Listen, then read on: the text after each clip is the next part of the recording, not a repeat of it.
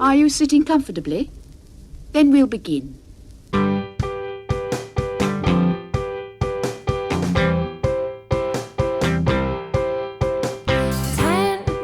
minutes left. Yeah, but there's still some time. It's not the final score.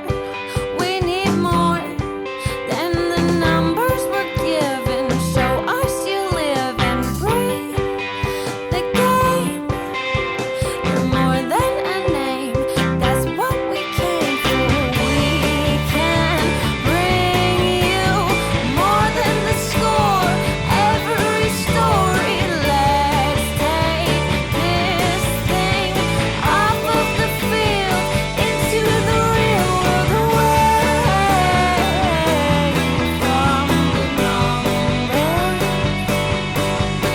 away from the numbers,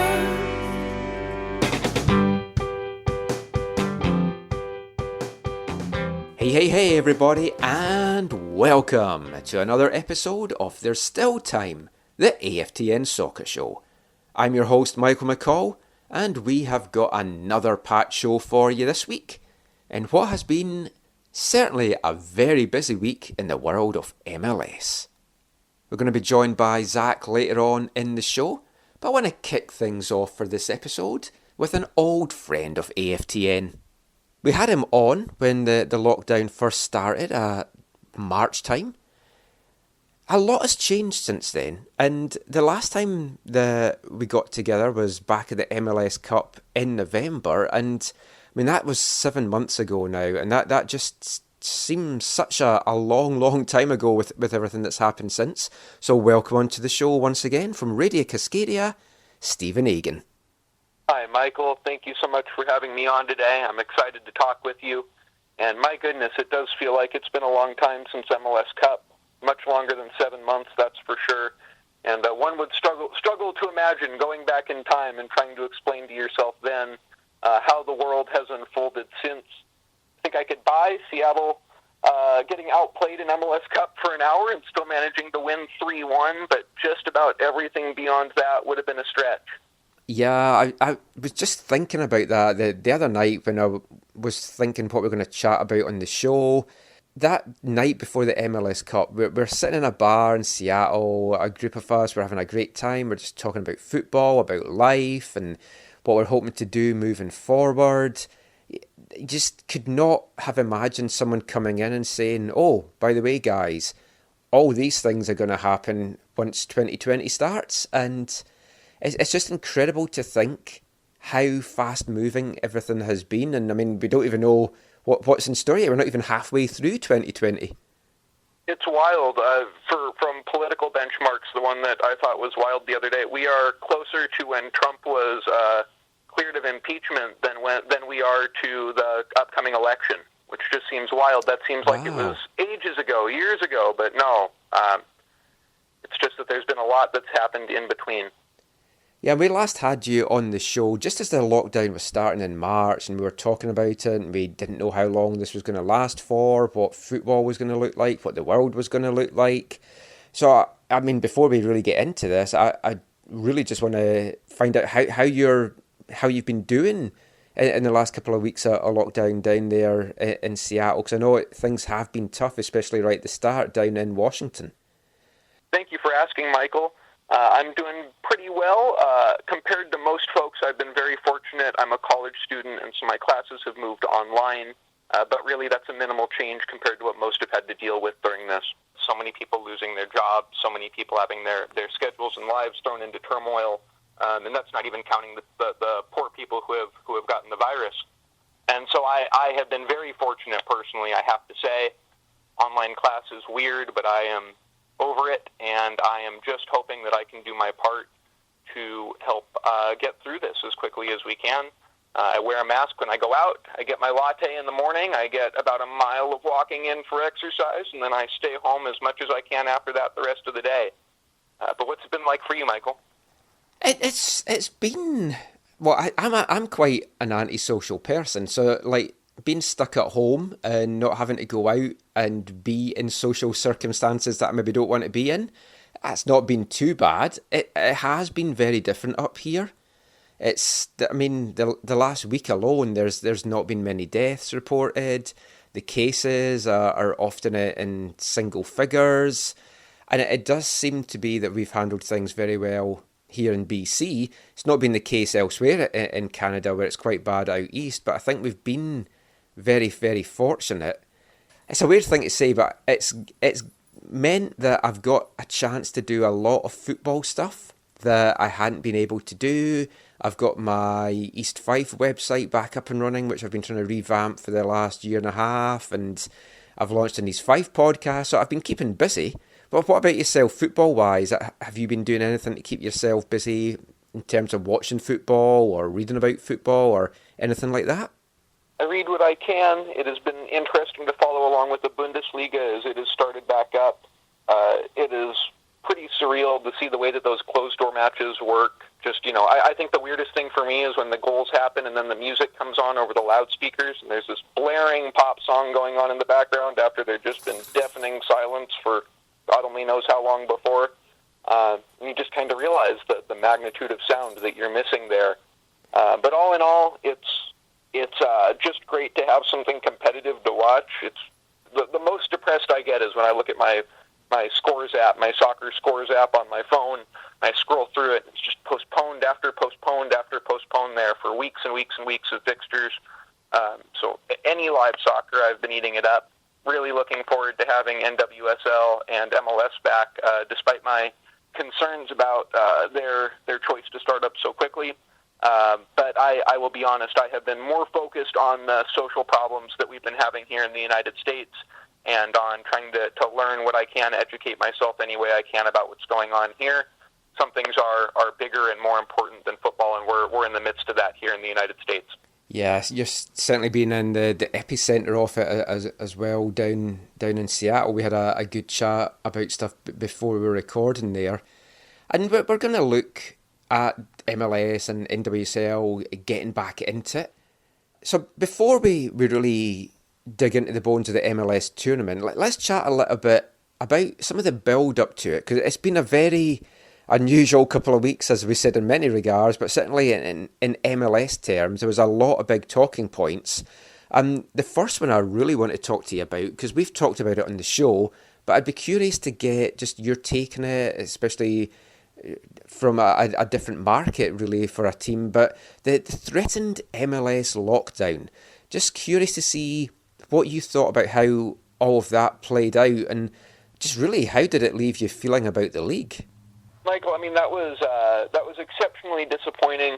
As someone who's followed the league really closely for, I guess, 12 years now, it's just not the way that you want to see the league treat its players. And for all the things that Major League Soccer does right, I think that there's been a bit of a consistent thread throughout its history of the owners not treating the base class, the minimum salary class of player and the journeyman class of player as well as they should, for the way that they've carried the league and helped the league to exist for the 25 years that it's been around.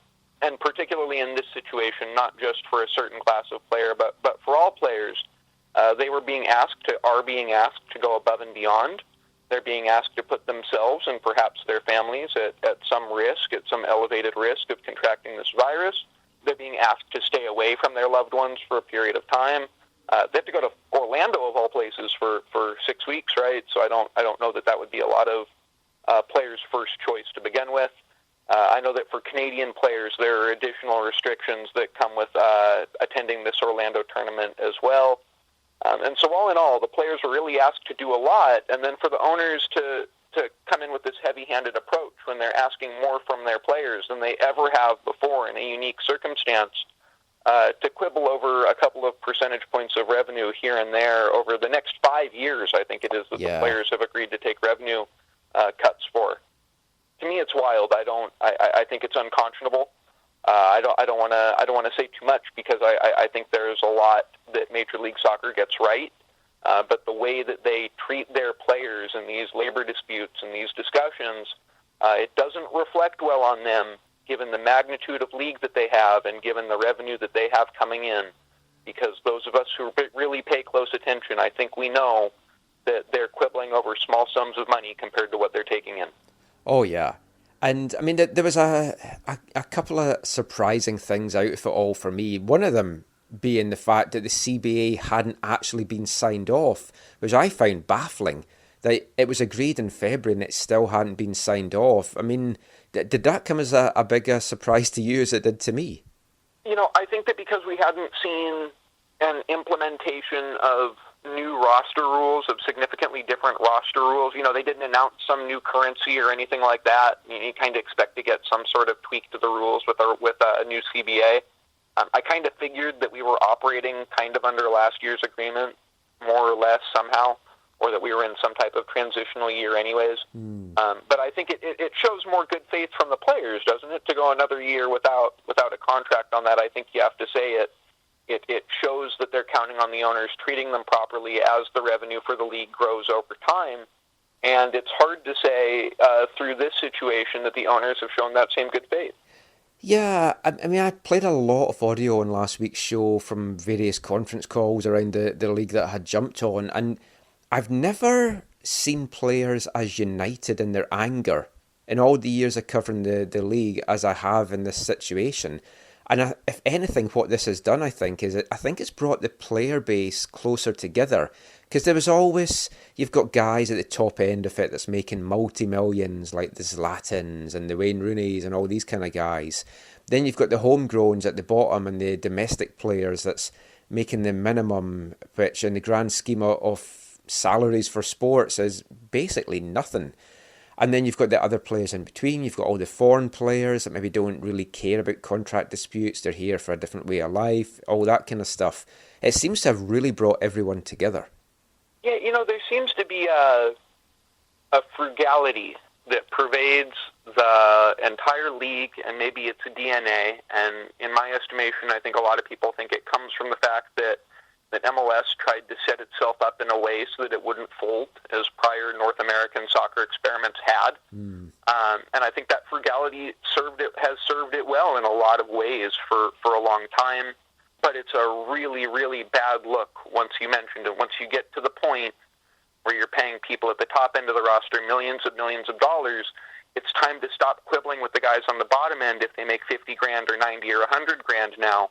Because those are not sums that you're quibbling about in transfer negotiations for guys like Carlos Vela and Raul Ruidiaz. It's just not happening. If they have the money for those guys, they have the money for MLS players to not have to take up apartments with each other. They have the money so that these guys can have living wages in big metropolitan cities. And I don't think anybody wants to talk about this. But I think that Major League Soccer discourages kids in the United States and Canada from playing soccer. When you look at what draft picks make, when you look at what journeyman MLS players make compared to what people at the top end make, and the seeming lack of commitment from MLS to bring their standard of affluence up as the league grows in orders of magnitude and revenue, what are they going to do? Do you want to play in the NBA? Do you want to play in the NFL? Do you want to play hockey? What sport do you want to play? Do you want to go to college for a few years, get drafted in the second round, and make $55,000 playing in MLS? I don't know how many people want to do that. Does that argument hold water for you? Yeah, I mean MLS in soccer terms for domestic guys. I mean, it pays me way more than USL, which is also paying way more than like the Canadian Premier League. I mean, you talked about young guys sharing places or having their own place in the CPL. There's a lot of teams around the league where there's like 4 or 5 guys sharing a house together because they're on less than $30,000 a year, and it's like they can't afford to not do that. So I mean, the league needs a big overhaul. The league then would argue, well, we can't do that unless we get more money coming in, because as we know, the expansion money doesn't go to the teams per se, it just goes to the owners, and then it's up to the owners whether they feel that they want to put that into their teams or whether they want to keep it. And when you've got it built on that, and then you've got some multi-millionaire, maybe even billionaire owners around the league as well, to then be quibbling, as you say, over such small amounts, for the fans looking on, it it seems head-scratching, and you can see why the players were angry, but at least things were agreed, and the tournament is a go. It starts on July 8th. It's going to run till August 11th. We'll delve into the ins and outs of it in the next part, but just what's your thoughts, and you've touched on it a little bit already, just on MLS returning to play right now. Do you feel it's the right time, or do you feel it's too early? Just to cap off the last point quickly, Michael, I calculated it out at the end of last season, and I think that if Seattle upped their total roster expenditure by about 4%, I think it was, they could have brought all of their players up to a minimum salary of $100,000. So just to be clear, for most clubs, this is not a big sum of money we're talking about to get to the point where everybody has that wage. But I'm sorry, to get to your question, I am concerned that it's too soon. I think that a lot of the United States has opened up too quickly or hasn't taken lockdown seriously enough to begin with. And in a lot of places, we're seeing that there's likely to be a second bump, if not a much longer first wave of the virus than people were hoping or anticipating. It seems that a lot of different elements of American society have sort of built in the best case scenario for coronavirus for the next 6 or 8 months, and I think that that's a little bit naive and optimistic, and I fear that MLS has gone down the same path here. And I would want to see a really stringent set of regulations for how they're going to pull this off, to be really sure of the timing working out, to be sure that this is a safe thing to do. And I don't know about you, but I'm not sure if I've seen that yet. No, I've had a lot of concerns about this tournament before everything was announced this week with it. And then being on the Don Garber call on Wednesday and hearing some of the lacks of protocol that's in place, I've got even more concerns now, because it does feel that it feels like the league is coming back mostly about money, sponsorship, future marketing opportunities, and exposure.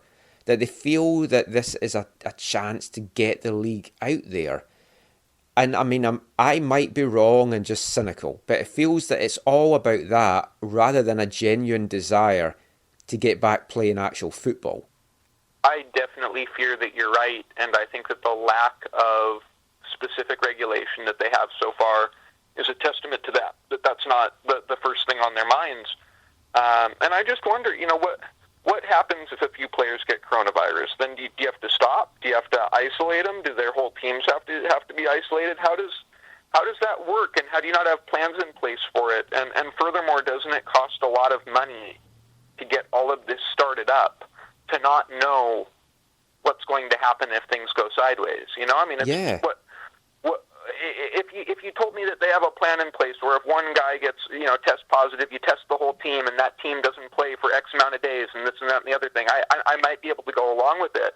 But for now, I'm worried that we're going to have a case where you get started, and all of a sudden there are 35 cases, and they go, oops, we're not playing the rest of this tournament. And then that's a huge setback. I certainly am not rooting for MLS to have a failed tournament, despite all of the negativity that has pervaded our discussion about it so far. But that being said, it doesn't sound like they are doing everything they can to mitigate the chances of that happening. No, I think that is exactly it. Before I share my thoughts on that, let me just play a little bit of audio just now. This is what Don Garber said with regards to the testing protocols that's going to be in place during the tournament. Testing for those outside of the player and official group, for example, the drivers and the cleaning staff. But also, he was asked to expand on what would happen if there was a positive test, what protocols were in place for that. And it's very concerning to me what he said. Let's hear that just now. With regard to the testing protocols, I read in the release that there are going to be temperature screenings and standardized screening questionnaires for everyone that's working at the Wide World of Sports complex, as well as the hotels. How concerned are you about that being a possible avenue of transmission in terms of COVID-19 for the players and staff? And why aren't you testing those individuals who are going to come in contact either at the hotel or at the complex? Well, again, Jeff, I think the key point there is those staff people will not be coming in close contact with our players. And if they were going to be in close contact, then we would manage it through a different protocol. So we're all going to be living in a world where we're not going to be able to test every person that comes in contact with each other or comes in contact with us as we go on with our lives. We do need to manage social distancing. We will have that in place. We will need to manage face masks and other PPE for anybody that is involved in this project. We will have sanitizing and other things like temperature checks and the like for those that are involved in the hotels and involved in housekeeping and the like. But those are not our employees. And we're confident, having gone through this protocol, both with our own infectious disease doctor, but also in sharing that with the MLSPA's infectious disease advisor, but also with the state authorities, Jeff. So this is a protocol that we're confident about, and we will manage with real discipline. Just wanted to follow up on Jeff's question. I'm just curious how non-MLS staff, servers, bus drivers, the folks that clean rooms are not going to be coming into contact with players. I'm not sure how that works exactly. And how concerned are you about the spike in cases in the Orlando area just in these last couple days? Well, again, Doug, contact, there's a difference between contact and there's a difference between being in the vicinity. I don't think a bus driver is going to be in close contact with somebody walking on the bus, for example. So somebody cleaning their room is not necessarily going to be in close contact with the player. The players are going to be in close contact with each other, and that's why they're going to be tested as frequently as they are. And any staff that is in close contact with them, the coaches that will be involved, and et cetera, et cetera. So it's just a different procedure. And I don't know how to describe it any other way. We are obviously, like everybody, monitoring what goes on and what has been going on with COVID in every state, including in Florida. And the number of cases in Florida have been less than in many, many other places. So we're confident that we'll be able to manage our tournament, which is isolated from the public. Again, the public is not going to have contact with them without wearing PPE, face masks, and the like. So it's not as if the tournament will be open to the public. There won't be any guests in the environment where we're going to be. So it's something that we are confident we'll be able to manage. Reading the medical protocol this morning, and one thing I did not see is there a number of positive tests that halts the tournament, whether temporarily or more than temporarily? There is no specific protocol for how many positive tests would have us take a step back and think about what happens next. It's why we're so focused on regular testing and ensuring that we do what we need to do to keep our players safe, and then managing what would happen should a player test positive. And a player tests positive, obviously they're removed from the tournament. They go into quarantine. There's contact tracing for those that have been in contact within 10 feet of that person. Those people are tested even more regularly than had they not been in contact with a positive test. So MLS Commissioner Don Garber there. And just to reiterate what he said, there is no specific protocol for how many positive tests would have us take a step back and think about what happens next.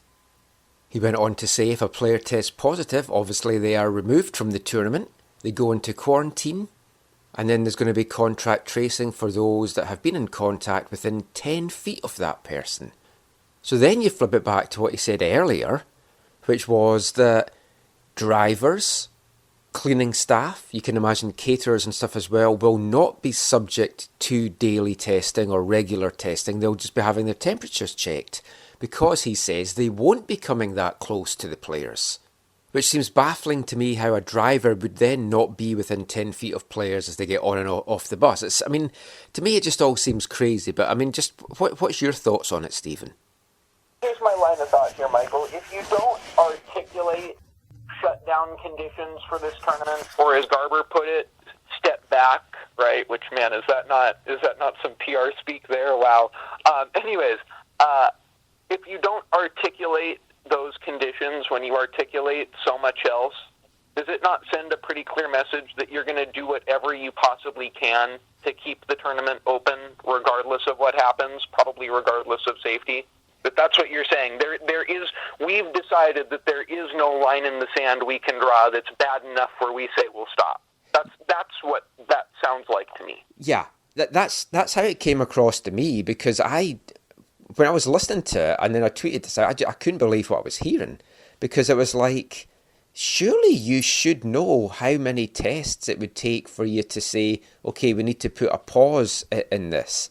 And if you look at Orlando just now and Orange County, where this is going to be taking place, we're recording this on Saturday. Thursday, Friday, Saturday, there's been a growing increase in the number of cases. Yes, not deaths, just cases. And part of that is because there's a lot more testing that they're doing now than before. But on Saturday, there was like over 2,600 new cases, which was a rise of nearly 700 cases from the day before. Now, this doesn't strike me then as in the next couple of weeks before everyone gets there, all of a sudden we're going to start getting better. This just seems more worrying. And if you've got people coming into the bubble, and you can't expect these low-paid staff, like cleaning staff, to be isolated from their families for 2 months just for a sporting tournament to go on. That doesn't make any sense whatsoever. But I feel the risk is there, and I agree. I don't think that the league is maybe fully addressing it, or they're thinking, yeah, we're going to go on. It's going to take a major outbreak for us not to. And if there was a major outbreak, this looks very bad in the league. If there's a major outbreak, it's an absolute disaster, isn't it? I mean, that is the type of thing that could do really long-term harm to the league compared to the short-term financial opportunity that they are trying to capitalize on here. I think it's a really bad look when the commissioner of Major League Soccer can't articulate what the shutdown point is. I think he's got to know that. I think he's got to have it. You've got to be able to say something reasonable for that, or people are going to assume that it's not one of your top priorities. And I think that it's the conclusion that a lot of folks have come to, and I think both you and I have ended up there. Yep, absolutely. But I mean, the tournament is going ahead. We'll take a little break now, and we'll delve into the ins and outs of it in the next part, because we've got a Cascadia derby coming up, and we'll be back to chat about that after this. Hi, I'm Marc Dos Santos, and you're listening to the AFTN Soccer Show. After the glow, the scene, the stage, the set, and talk becomes slow, but there's one thing I'll never forget. Hey, you gotta pay your dues before you pay the rent. Over the turnstiles and out in the traffic, there's ways to live, and it's the way I'm living. Right or wrong, it's all that I can do, and I wouldn't want to let you be.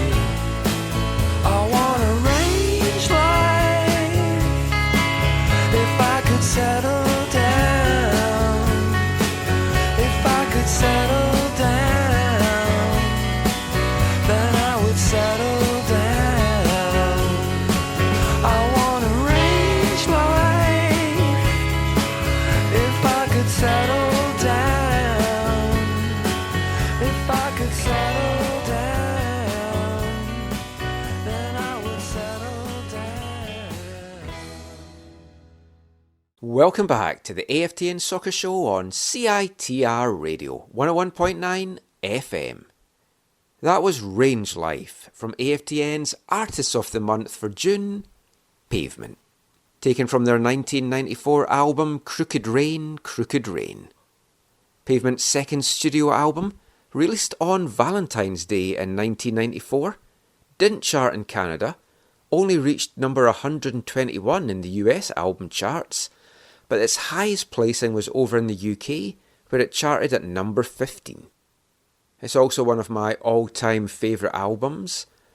Probably going to pick another song from that album next week. I could really play so many songs from that album, but we're only allowing ourselves 4 Pavement songs for this month. Trying to spread it out over their career, but that is definitely a fantastic album. If you haven't heard much by Pavement, or you haven't heard that album, really recommend that you check it out. So we're rejoined by Stephen Agen from Radio Cascadia now, just to take a deep delve into this MLS tournament that is getting underway next month. It's getting held at the ESPN Worldwide of Sports. It's a lovely little venue. I've been down there myself in 2012 when the Whitecaps won the Disney Classic, or as I like to call it, the Mickey Mouse Cup. It's a beautiful venue. It's a big venue. NBA, depending what happens, I know there's been a lot of stuff in the last couple of days from their players. They're going to be at the venue as well at the same time. The pitch itself should make for a nice kind of tight, good TV, intimate atmosphere kind of thing. But, I mean, we talked about whether Orlando was a good place to go to just now. Do you feel it was even the right place to have this tournament? If they're going to have it anywhere, Stephen, is Orlando the only place it could have been? I'm concerned about the heat aspect. You know, the heat's going to be really, really difficult. I understand how they ended up in Florida. I kind of was thinking about that Bradenton complex that MLS used to operate. Remember they had that EL team with the Generation Adidas stuff, and I was kind of thinking maybe they'd go there. But it sounds to me like hooking up with Wide World of Sports, hooking up with Disney here. I think that's probably got to be an upgrade, right? Yeah, I mean, ESPN, it's on site, so I mean, they've got a broadcaster on site. When we were talking in the past about a tournament coming back, I actually suggested a couple of months ago now that I thought this was the ideal place. I hadn't even really factored in what the weather was going to be, and it means we're going to be getting a game that kicks off at 6 a.m. Pacific time, which, if you're doing this to get TV ratings, that does not seem ideal.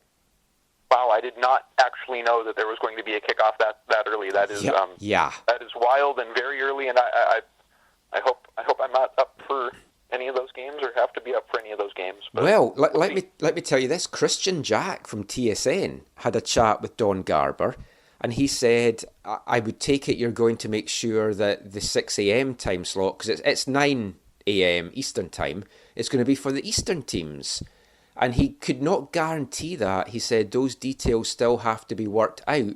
So we could have Western teams playing at 6 a.m. our time with no one watching. Weird. I thought it'd take like Club World Cup for that to happen. It's just bizarre. I mean, let's get into the tournament format. There's going to be 3 group games. All those 3 group games, the points earned in that will count towards the regular season standings. Then there's a knockout stage where 16 of the 26 teams will advance. You're going to have the top 2 in all 6 groups and then the 4 best third place teams. 16 out of 26 in a knockout round. Very World Cup, I know. But surely if an MLS team does not make that, for only 10 teams not to make it, you have to be a pretty bad team, I think, or a very unprepared team to not make the knockout round.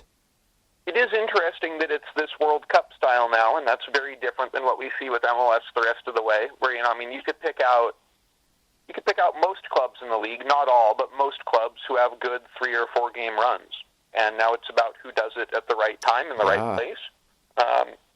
I guess, the run needs to be longer than that if you're going to go deep into the knockout stages. But for somebody to have a surprise, to create a shock in the group stage seems possible. We know that there's parity in MLS and that it takes time for people to shake out, for people to stratify in the regular season. That being said, clubs at the top have taken consistently more and more points over the last few years, right? We see the Supporters' Shield record broken most seasons now. I think it's a league that is still at a point where there's enough parity that a tournament like this could toss up a bunch of surprises. And I think you're right. Anybody who's any good should get through. I think it's one of those rare instances where everybody but Nashville has a shot. Yeah, I think genuinely, that is the case. Every team's going to fancy their chances. And the big bugbear I had when these started to come out in The Athletic was the knockout round seemed pointless to me because you had the group games counting for something and then the knockout round didn't really seem to be counting for anything. I still don't think it really counts for much. Now, I love the Champions League. I think it's a great competition. The winner of the knockout round is going to secure a berth in next year's Champions League, although we don't know yet what is happening with this year's Champions League. So I don't know how valuable a spot that actually is going to be. And for the first time ever, a Canadian club can qualify for the Champions League via MLS. It's a one-off deal that's been announced through CONCACAF and the US and Canadian soccer federations. It's going to replace the Supporters' Shield winner. That is fantastic. But you do have to wonder, apart from some money getting thrown their way, is there really a lot in it for the other 15 teams that don't end up winning it but have to play these extra knockout games? That's an interesting point. There's definitely not anything that seems to be in it for them. That does seem to be primarily about revenue for the league, doesn't it? And the fact that they want to make this an Open Cup substitute for the season. Truth be told, if you wanted, you could just use regular season standings for those things at the end of the year to allocate Champions League spots if you're concerned about that. You could send every conference finalist if you wanted to, and include Canadian clubs include the Canadian clubs this season. If you can include them in this special one-off tournament, you could include them in the MLS spots one year as well. That's also a possibility if we're bending the rules, right? So I think that it's kind of clearly the money grab for them. It's we're flying everybody to Florida, so we have to declare a champion there before we leave. And maybe that's one of the stipulations of doing it with ESPN, is they say give us a knockout tournament at the end of it. I don't know, but it will drum up excitement for fans. I understand that aspect of it. It will create a different atmosphere in these matches than the group stages will have likely.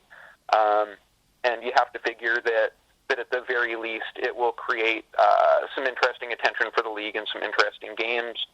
That being said, I'm totally with you. I don't think it's necessary.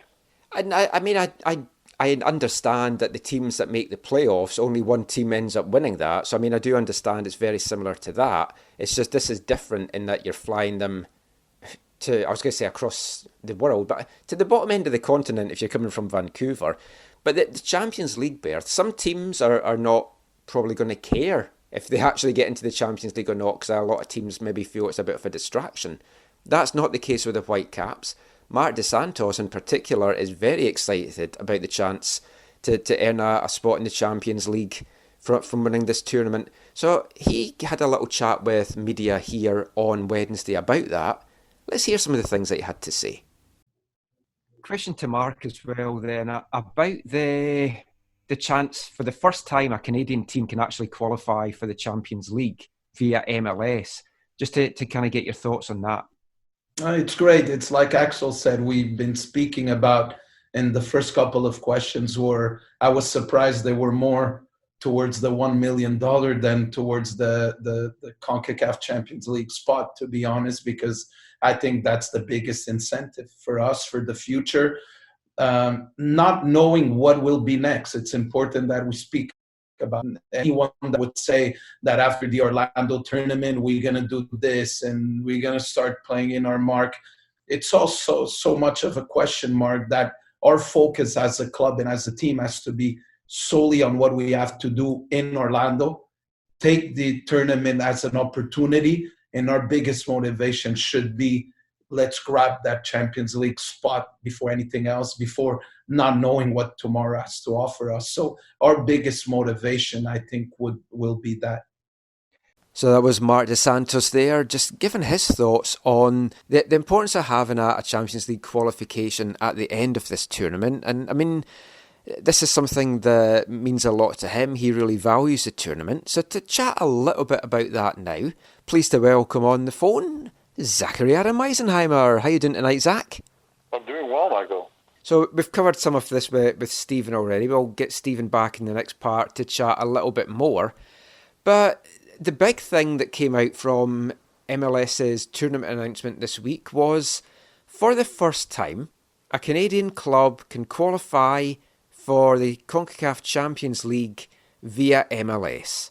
Only if they win the tournament, but it's a start. So there had to be an agreement between Canada Soccer, US Soccer and CONCACAF to make that happen. they're championing it as a one-time change. Now, first of all, thoughts on that, but I mean, if they can make a one-time change, why can't they make a permanent change to this and have Canadian teams qualify for the Champions League via MLS?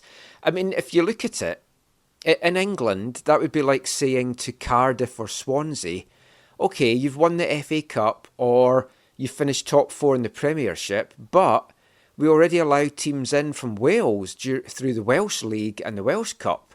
So you can't get into Europe through that. It has to go to an English club. It's a bit of a stretch, I know, but I mean, it's always seemed ridiculous. So if they can make a one-time change, why can't they just make a permanent change to this? Yeah, it's crazy. In one sense, I never thought I'd see the day, or I never thought we'd see the day that this would happen. That MLS and the USSF, I guess more specifically, would potentially or would put on the line one of their spots to allow a club from Canada to take it via a competition. I fully agree with you. If you can do this once, you can make it permanent. I think there is little to no will or desire from the USSF to do that. I can't see that happening. Although I think I agree with you, it would be better in terms of the actual competition and just in terms of fairness. I think it makes sense. I can see a lot of maybe more so supporters than the clubs themselves or whatever complaining that the Canadian MLS teams, their primary path to the Champions League is through the Voyageurs Cup, which is now obviously the best it's ever been in terms of the volume of teams and maybe to a lesser degree the format of the competition. Yeah. But so they have a shorter path there, right? Depending on what team you are and how it's structured in a given year, you have 2 to 4 rounds to win the competition and make it in. And now on top of that, this year there's this very unique tournament where you could also win a berth, which to some might seem unfair. I think you mostly just hear supporters whine about it from places that don't qualify or don't make it, or maybe especially if one of the Canadian teams win, you'll hear a lot of people whining around them. Yeah. But yeah, I agree with you. This is something that I think should be based on competition and fairness. Should be made permanent. So yeah, in a given year, if a Canadian team won the MLS Cup, and I would also say the Supporter Shield, but that would be maybe a stretch. But if a Canadian team wins either of those things, I think they should take one of those spots, and then that year the USSF would only have 3 teams. Well, yeah, because I mean, last year you had the farcical situation, which I'd asked Don Garber about before the MLS Cup, and he wasn't fully. He said he hadn't been fully aware of it until a couple of days before. That if Toronto had won, because they lost to Montreal in the Canadian Championship, you would have had the MLS winners not in the Champions League. So, I mean, that's how stupid it is.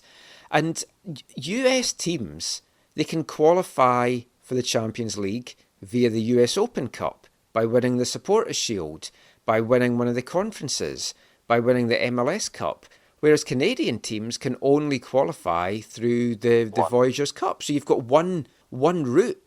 So, I mean, if you've got a league that's a 2-nation league, and I know it's basically just by name because their motto should be MLS, and Canada. I mean, if you've got a 2-nation league, you have to have the same rules, I've always felt, for clubs of both nations. And I feel just now their hand has kind of been forced because I was asking questions and other folks been asking questions about, well, what is the actual point of this knockout tournament then? Because if Toronto, Montreal and Vancouver made it to, say, the last 4, apart from throwing some money at them, and there's $1 million prize pot for the whole tournament, it really would not have been worth anything, and you'd have been as well just going home at the end of the 3 group games. Yeah, totally. Yeah, I remember a week or 2 ago when you were asking us a whole bunch, right? Like, what's the point if you're a Canadian team and you make it through? Why would you want to stay more other than match fitness? Because that was literally the only thing on the line. Yeah. I mean, I love the Champions League. I think it's It's a very underappreciated competition by teams, by some fans. TV as well don't put a lot of stock in it. And sometimes I think it's getting better, sometimes it's not. I like the new format. I think it works very well. But in the grand scheme of things, is winning the tournament and winning a place in the Champions League actually going to be considered a prize by some teams? Is it going to be an incentive, or is it going to be more seen as an inconvenience? Yeah, because we've talked about this many times in the past. The Canadian and U.S. teams' approach to the CONCACAF Champions League in its various forms in the past have been a little bit lacking. The newer form obviously has changed things, but, when there was a group stage, it was, some of the MLS teams, didn't take it seriously at all. Yeah. I mean, one of the reasons why the Whitecaps made the knockout round is in part, because Kansas City chose to, play, weaker sides. Although we also played weaker sides. We had some of our WFC2 call-ups playing the group games. Right, but I think my recollection is the Vancouver sides, although weakened from their full MLS sides, were actually stronger sides than what Kansas City put out in those two games, right, home and away. But that, yeah. But so I agree with you. MLS teams when the group stage era did not always take it seriously. I think that's changed a little bit in the it's just a knockout thing and there's only 4 rounds or whatever, where they have taken it more seriously. But the thing that has happened the last couple of years is it's been for those who go far in the competition, it's really messed up their league campaign, thinking specifically of Kansas City and Toronto FC. Absolutely. And I mean, the Canadian teams, I do feel, take it a lot more seriously. And Marc Dos Santos really would love a chance to win this tournament and to take the Whitecaps into it and try and have a run at it. But you've also got the big unanswered question when you're talking about Canadian teams. Montreal were doing well in the Champions League this year. Maybe a bit of a tough time in the last home game that they played, but I mean, they were still in with a shout. And you've still got that big unanswered question hanging around as to what is happening with this year's Champions League and the teams in it. We don't know if that's even going to restart. Do they carry on into next year? What does that then mean? And I mean, if it isn't possible to play it this year, which does seem highly unlikely that we're going to have international travel, the winner of this tournament might not even have a tournament to play in. I think you're likely to see it play out at some point between now and the end of 2020. But we should just get Vic on the phone. Give Vic a call. He'll tell us about that. Yeah, we'll try and get him on our 400th show. There you go. If you're listening, Vic, give us a call. Shoot me a DM. One thing to mention about the Canadian teams is this spot, winning this tournament, does not impact on Canada's 2 other CCL spots. So that's the Voyageurs Cup winner for 2020 would still qualify for the Champions League. If it happened to be the same team that won the Orlando tournament and the Voyageurs Cup, Canada Soccer have been asked to come up with a plan that would make sure that they would overcome that. So I would assume they would probably either give it to maybe the CPL winners or the highest placed MLS team or have a playoff or something. And then the other spot for the CPL side in the CONCACAF League is not affected either. So I mean that's good. You've got this agreement, but Canada still has their spots to play for. But I mean that brings us nicely on to the Voyageurs Cup, because there's been a lot of discussion as to what might happen with that. And much like the CPL, it's being mooted that it could be played in a hub city, or it might be kind of played the way that the draw had it. Now, before we get into how that could look, I want to play a little bit of audio from Axel Schuster now, who was just asked if he's heard anything about what's happening with the Voyageurs Cup this year. So here's what Axel had to say. Of course, right now, CSA tries and still looks at to play the full cap and to play it in the original format. And we have, it's not that big number of games, so we have still time to get that done. But CSA and MLS and US Soccer, all of them are working together And there is also FIFA involved in that, and CONCACAF because of national team windows. So nothing of them that is fixed. So it's impossible to fix it by today, because we were in exchange with CONCACAF. Only to give you one example, with the international calendar would look like, and when national teams would be able to resume to their competition, because there are also some games that have to be played for the upcoming competitions. So they are looking at that. As soon as we have a new calendar, a new schedule with all that dates locked, then we can run that, and then we can fix all the other dates. But it looks good if we can go on in the same way we do, and the things develop in the same way they did in the last month. So that was Axel Schuster there. I mean, before we get into the ins and outs of what the Voyageurs Cup might look like, Zach, I mean, what kind of priority do you give the Canadian Championship this year compared to league play? Do you feel it's a necessity that it has to be played, or should the MLS and CPL teams be concentrating more on getting their league play back before they look at this? Yeah, I mean, obviously, my perspective on this is heavily biased because I'm a Voyageur. I'm a part of the Voyageurs, and although I wasn't one of the awesome individuals who contributed to pay to make the cup happen, I came along just after that time.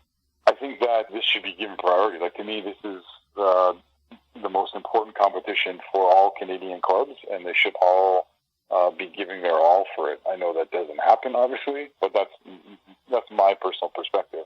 I also want to answer the question you asked me earlier.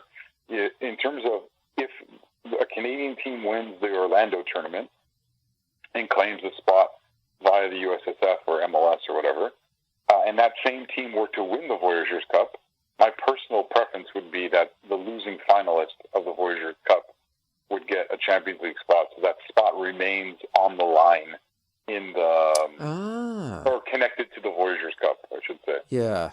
Because to me, let's say Vancouver won the Orlando tournament. I know, crazy to think. That's your MDS. Crazy to think. But let's say they won that, and then they made the final of the Voyageurs Cup.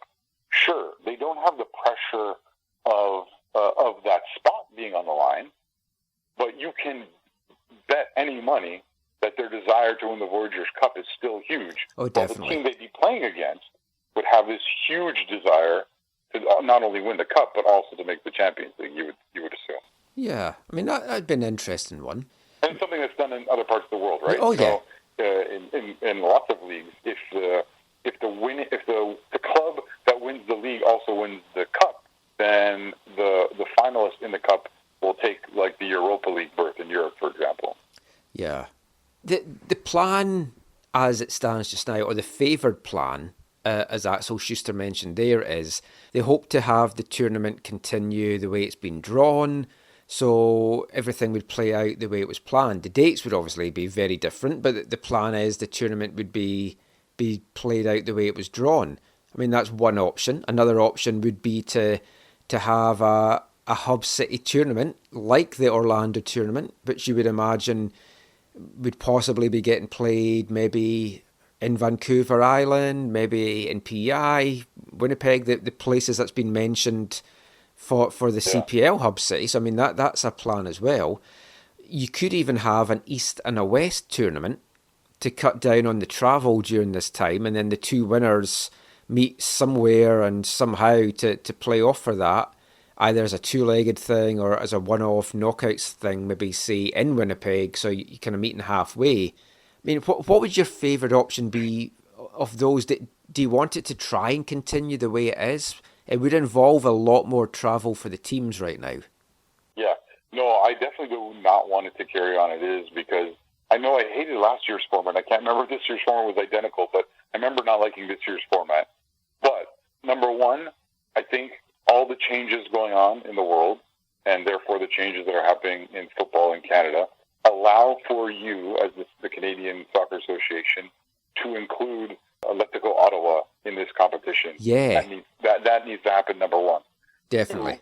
I think because of the limited calendar, and like if MLS was trying to play 8 home and 8 away games in like 3 months or whatever it is, the truncated, or 4 months, I guess, the truncated calendar, and CPL, we don't know for sure exactly what that is going to look like after a potential tournament in a hub city. I think I think the competition needs to happen, but it needs to include Ottawa. I would not be opposed to it being in a tournament in a hub city. If they do that, I think, again, something like if they're going to do that, and especially if there's no spectators are not allowed, fans are not allowed, supporters are not allowed, I think that PEI option would be brilliant. Yeah. It would just be really cool. But I also think this is an opportunity for them to do some transformative things with the tournament in terms of getting away from this two-leg format that they have to try and make things fair and generate revenue for both clubs and all that kind of stuff, and just do a single elimination and do it just by an actual proper draw, as much as you can with whatever it is, 13 or 14 teams. So there might be a little bit, obviously, jigging to make things work in the initial round or 2 rounds. But from there on, I think it needs to be like a single elimination draw without any seeding by, being merited based on the league you play in.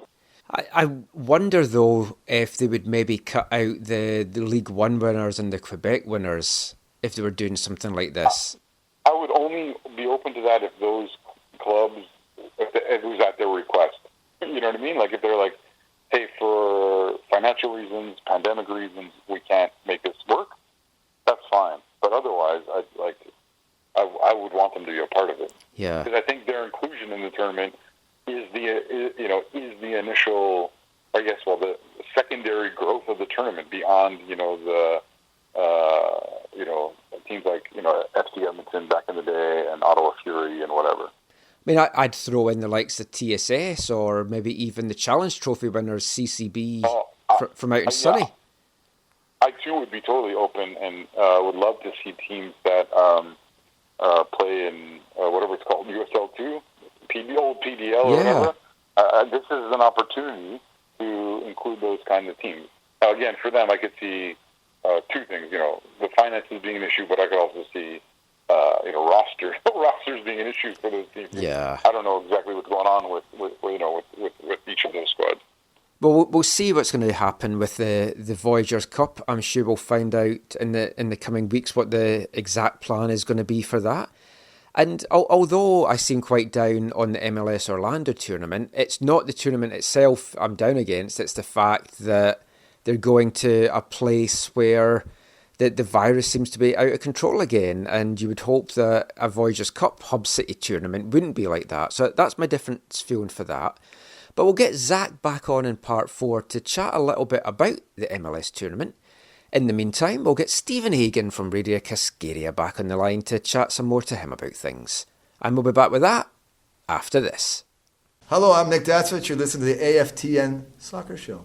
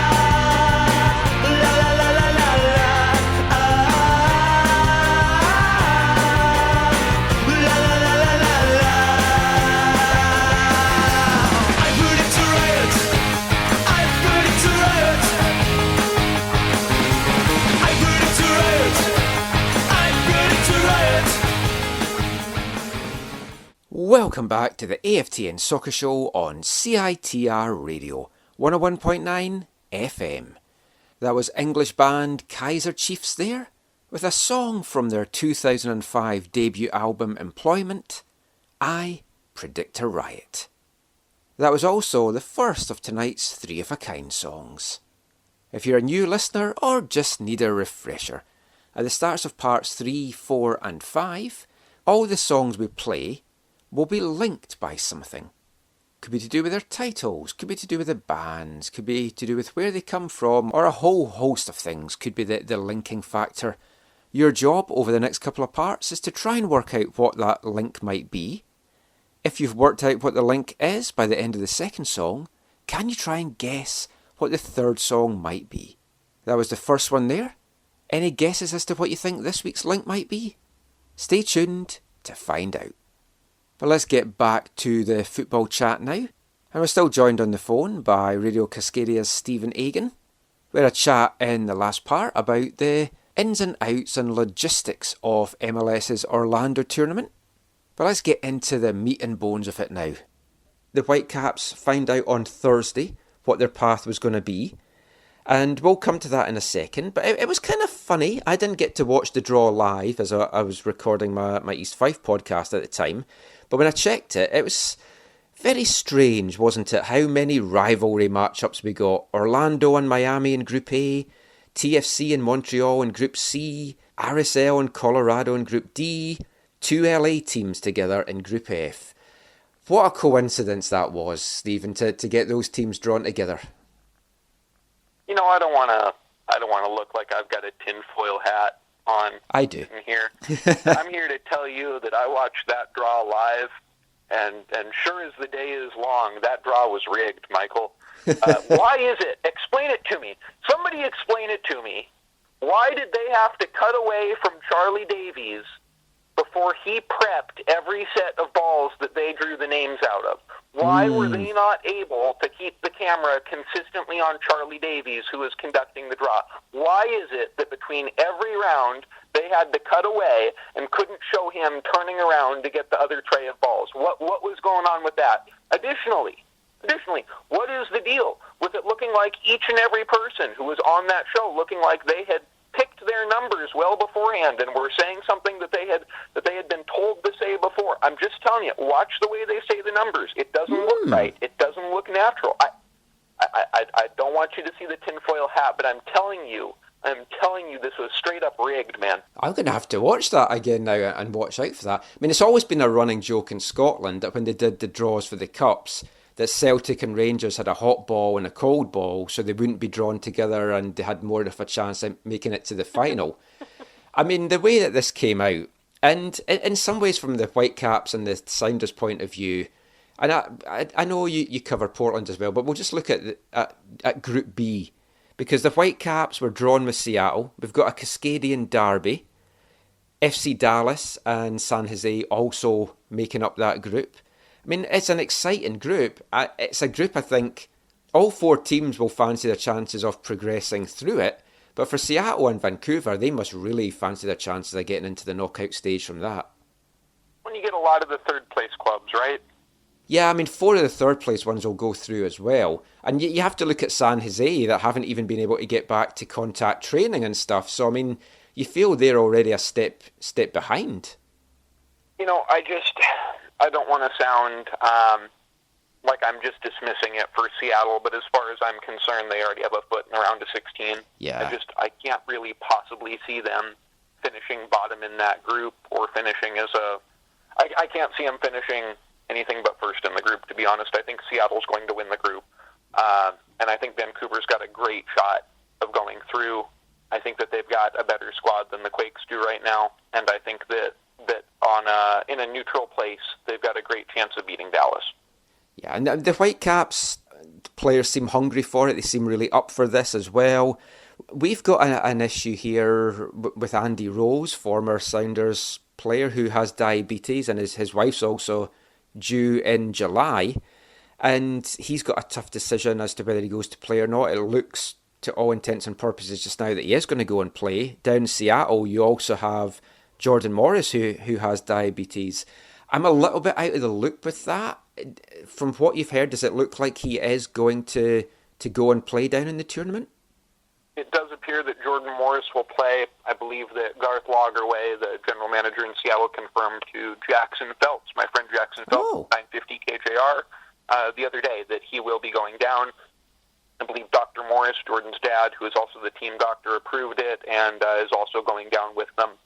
And so he will be going, and Andy Rose, a Radio Cascadia favorite, one of our absolute favorite all-time MLS players on the show. I hope he's able to play, but first and foremost, I hope that he and his family are able to stay safe and healthy and do what's right for them. Absolutely. We'll just wrap this up now, Stephen, and ask two things. Are you excited for the tournament? And you touched upon it earlier when you were talking about the Bundesliga and crowd noise pumped in. From watching these games at home, what would you rather see? Would you rather see having the crowd noise pumped in, or would you rather just hear the stuff from the pitch and the natural sound of the players and the coaches shouting? I'm really curious to get your take on this, Michael. I have a strong opinion. I love atmosphere at soccer games, but I absolutely hate it when it's contrived. I do not want to hear anything piped in whatsoever. I wish they wouldn't pipe it into the stadium itself. I wish they wouldn't put it as a track over the top of the broadcast. I'd like to see it the way that it's happening. Yeah, I'm with you. I like to hear players talking and coaches shouting, and it's something I asked Marc Dos Santos about this week, and we'll play that bit of audio after we finish chatting with you. But I mean, he's the same. But a coach like Marc Dos Santos swears a lot, so he knows he's going to have to kind of watch his language, and that's my fear, because on American TV you can shoot someone in the head and that's fine, but if someone utters a cuss word, oh dear, that's absolutely terrible. And I worry that MLS will try and sanitize and cut down on the swearing by pumping in like a crowd noise and a crowd atmosphere. I want to mention something that I think is probably the biggest difference I noticed in soccer now without the crowd there from what I've seen so far in the Bundesliga. And I think that this effect will be amplified by clubs playing at a neutral site in Florida. Without anybody in the building, the host no longer has an obligation to entertain. Yeah, true. That's very, very true. Games look different when people go up a few goals. You know, yeah. They kill games off differently, I think, and I think you might see slightly different tactics, slightly different style of play based on that idea. There's nobody there watching you, hoping that you do something exciting. There's also the intimidation aspect that's not there as well, and I know it's maybe not as much in MLS as maybe other places in the world, but I mean, if you're playing in Seattle, Atlanta, and you've got tens of thousands of folk there, Portland with such a vociferous fan base, if you're playing those teams now and there's no one to like boo you or like get on your back when you've got the ball, that takes a big disadvantage away from some of those teams as well.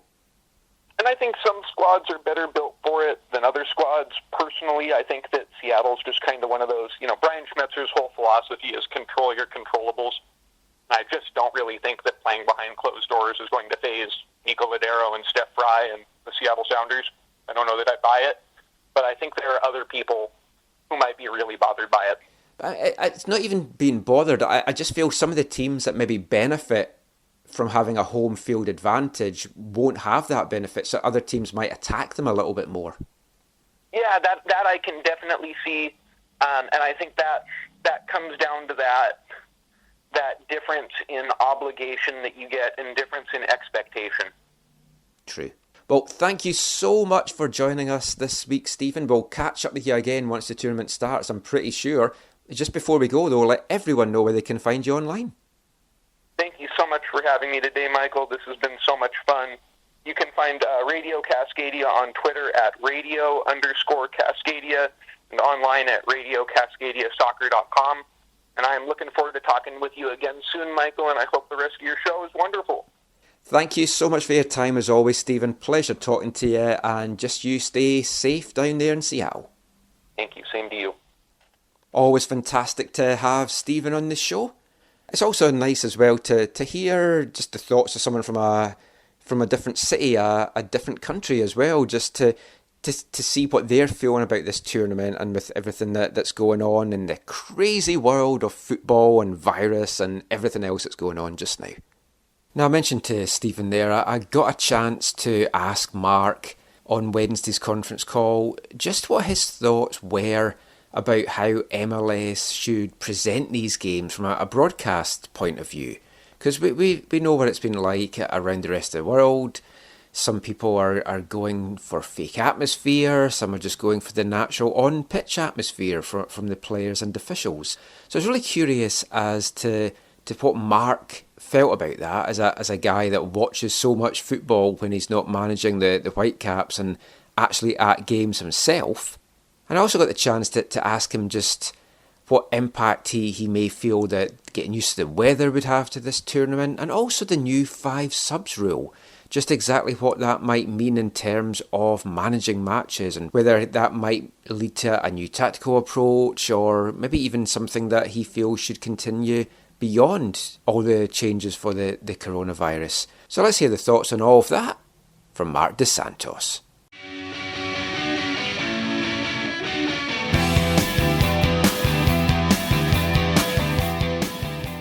Talking about the 5 subs, Marc, we've talked before kind of like the purity of the game and like changing things for the sake of changing it. But the 5 subs thing seems like something that might be something to even look at going forward, just to get your thoughts on that, especially if it was maybe tied in that a couple of the subs had to be under 21 players or something like that. Yeah, I don't know the full rules yet of the 5 substitution. We'll know a lot this week. Because apparently we could do it in 3 times. So, initially when I heard that, I said, wow, if we're up in the score, we're going to do 4 subs in injury time, right? And the other coach is going to lose his mind, right? But no, these things cannot be done. What I think is, I still don't know if it's right moving forward.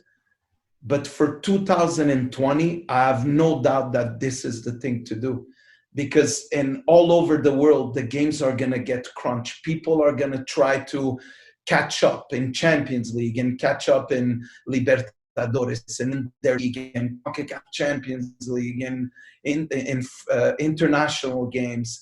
And I think that for the security of the player and keeping them healthy, it's going to help in recovery.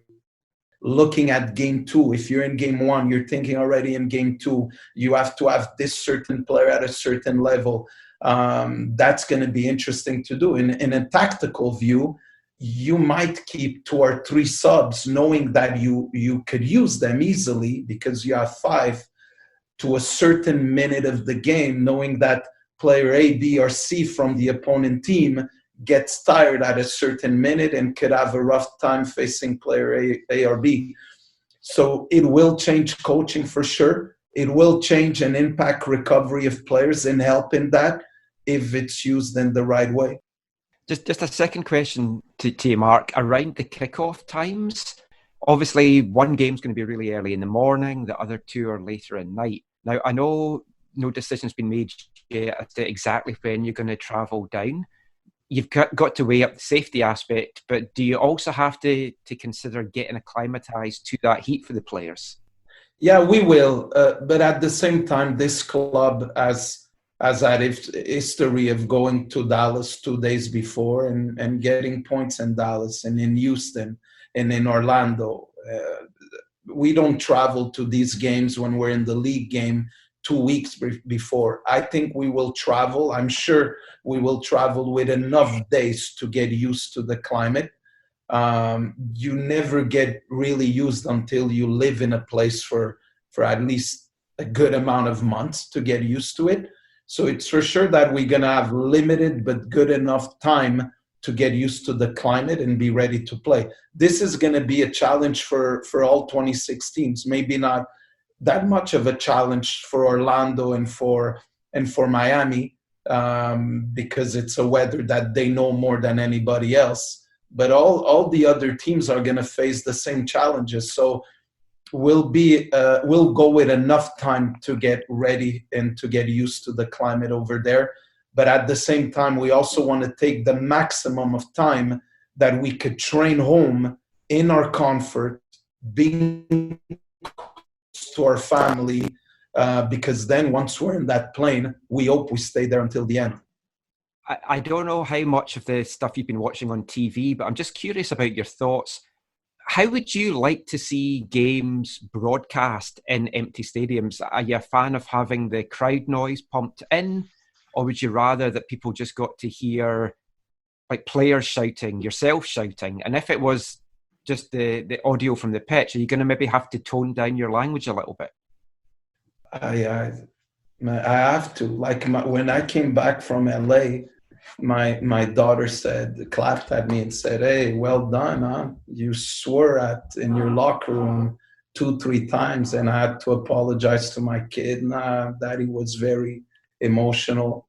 I don't know what's best. We have to ask fans. If I was a fan, I don't want to hear fake noise. I don't want to hear a noise that there's a throw-in and there's a celebration, because the fans are not in tune with what's happening. It's fake. If I was a fan, I would want to hear what the players are saying, what the coaches are saying. Of course, for a coach, we have to be careful, because some of the message that we pass into the field is going to be more and more heard and more taken in detail. But now you ask me a question more related if I was a fan, right? Yeah. If I was a fan, I would prefer to hear everything that is said than fake crowd. I just don't know how it's going to work in the tone. Is the ball going to go out to a simple throw-in and there's going to be a cheer of a goal? It's going to be weird. I don't know. I just think that we'll all have to adapt to what this new world is going to offer us. And I just hope that everything's going to come to normal as fast as possible. He's the gaffer. You can't try it on with him. He's the gaffer. Even when he's on a limb. He's the gaffer. When his back's against the wall. Has the answer to it all. He's the gaffer. So some thoughts there on the logistical side of the Orlando tournament from Marc Dos Santos. You've heard our thoughts on it. You've heard Stephen Agen's thoughts on it. We're going to be joined after the break by Zach, and we're going to get some of his thoughts on that and a few of the other big talking points from the world of North American soccer this week. And we'll be back with that after this. Hi, I'm Jake Nowinski, and you're listening to the AFTN Soccer Show. So rolls a riot van and sparks excitement in the boys. But the policemen look annoyed. Perhaps these are ones they should avoid. Got a chase last night from men with truncheons dressed in hats. They didn't do that much wrong, still ran away though for the laugh, just for the laugh. And please just stop talking, 'cause they won't find us if you do. Oh, those silly boys in blue, well, they won't catch me and you. Welcome back to the AFTN Soccer Show on CITR Radio, 101.9 FM. That was Riot Van from Arctic Monkeys there, from their 2006 debut album, Whatever People Say I Am, That's What I'm Not. That was also the second song though in tonight's Three of a Kind, following on from Kaiser Chiefs' I Predict a Riot that kicked off part 3. Can you work out what the link might be? If you have, can you work out what song we might have to kick off part 5? So just before the break there, we got some thoughts from Marc Dos Santos about the Orlando tournament, the weather, the TV coverage, the 5 subs rule. Going to get Zach back on the phone just now just to delve into some of his thoughts on the tournament. And we've chatted a little bit about this in the last couple of weeks, but now we've got things finalised. And I mean, first thing to ask you, just your quick thoughts now, if they've changed any on the tournament. I mean, I played a bit in the first part, and it's worrying to me that there seems to be a lack of protocol currently set, and obviously this might now change because this did raise a lot of eyebrows, whereas if there's a positive test, there doesn't seem to be a set number that would make MLS take a step back. Don Garber's exact words. Now, a DC player has tested positive this weekend, but yet the team has still been given the okay to return to full training. And it's like nothing to see here. We're going to move on. I mean, have your concerns lessened or have they heightened looking at some of the figures that's coming out of positive cases now in the Orlando and the Florida area? Yeah, I think there's a few elements of this. One, I think it's just helpful to know that there's more to this tournament than just 3 league matches for teams. So to know that the end goal of this tournament also includes the CONCACAF Champions League qualification spot, I think helps me just view it more as a complete thing as opposed to like a half-baked, what is this kind of thing. So in one sense, I feel better about the tournament.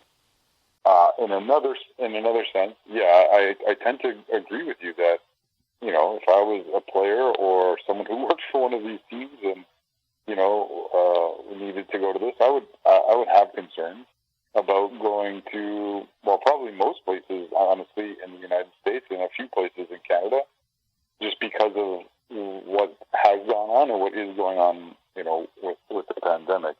Thinking of Orlando and Florida, I guess, generally, it is concerning because of some of these initial numbers that are being seen post the reopening of the economy, as they call it. Because Florida is a warm place and a place where people want to be outside, and then you end up having all these people together, and then with the social movements that have been happening, people have been gathering together, and so it's just. I mean, I don't want to be a person who's like trying to spread fear or be negative about everything. I'm just legitimately worried about player safety and player health and coach safety and coach health and all the people that are going to be a part of this, and then also just the local people who are going to be interacting with these teams. So yeah, I'm concerned. I wish there was a way that they could be okay to say, hey, 2020 is not going to happen. And to me, that ultimately that would be the best thing. Yeah. If they just said, look, 2020 is not happening because of the world we live in. I wish that it wouldn't. As they. One of the things in this, Michael, that's been interesting to me is the league being really freely saying that, hey, we're going to lose at least $1 billion as a league. Yeah. Right? But when they go to the Players Association, they cry poor. But now the Player Association needs to bring this up. Next time they get threatened to be locked out, or the CBA comes up in 5 years, you tell us you're poor. Yet when the pandemic hit, you were crying that you're going to lose $1 billion. So which is it? But yeah, I really wish that they could either be willing to lose money or whatever, for whatever reason, be able to say, hey, this season's not going to happen. Well, not because we're afraid or not because, but just because of we want to put everyone's health and safety and families' health and safety, first. And we'll come back next year stronger and better, and the likelihood of the world being a better place is where I wish that's what they could do. I would think that would be the best thing, but that's not the way the world works. That's not the way economics work. That's not the way capitalism works. And so, this is going to happen. And so, yeah, I'll probably follow it, a bunch, but I'm not as excited about this as I have been. For example, with the Bundesliga, where it's taking place in a country where the spread of the virus has slowed considerably. I haven't looked at it in the last few weeks or whatever, or last few days, but it feels like how it's been done in Germany and how it's begun to be done in other places, being handled with a lot more wisdom and in a much better time frame related to the number of cases that continue to a number of new cases that continue to present themselves. I mean, Marc Dos Santos was asked this week if he was concerned about going down there, and he was honest. He said, yeah, I'd be lying if I said it's not at the back of my mind, and it must be at the back of the mind of everyone that's going down. And I mean, money is playing a part of this. I mean, that clearly On Don Garber's call on Wednesday, I was quite surprised. 2 of the first 6 questions were about the financial side of it, and were they looking at this to have more sponsorship and marketing opportunities? And I'm like, surely that's not the prime concern when we're talking about this right now. But then it made me think maybe I am just overreacting to this, and I'm just being a Debbie Downer, and I'm thinking the worst. And I've had a few folk like tweet at me going, look, the risk's not much. Pete Shad tweeted at me on Saturday night when I tweeted something out about the rise of cases, saying it's only 0.0025% of the population that's testing positive for it. Why would you want to shut it down for that? But we shut down our economy here when, I don't know what the percentage was, but it wasn't a high percentage. And it's more the case, I know most people are going to, if they get the virus, they're not going to die. But you've got the risk that you could get it and pass it on to somebody that could die. Or even if you get it and start just having symptoms, the symptoms sound horrible. Why would you want anyone to risk putting themselves at getting that? So, I mean, I don't know if I'm just overreacting or not, but I've got genuine concerns. It's not going to stop me watching it, so maybe I'm hypocritical in that. I'm going to obviously watch the games and I'll hopefully enjoy them, but...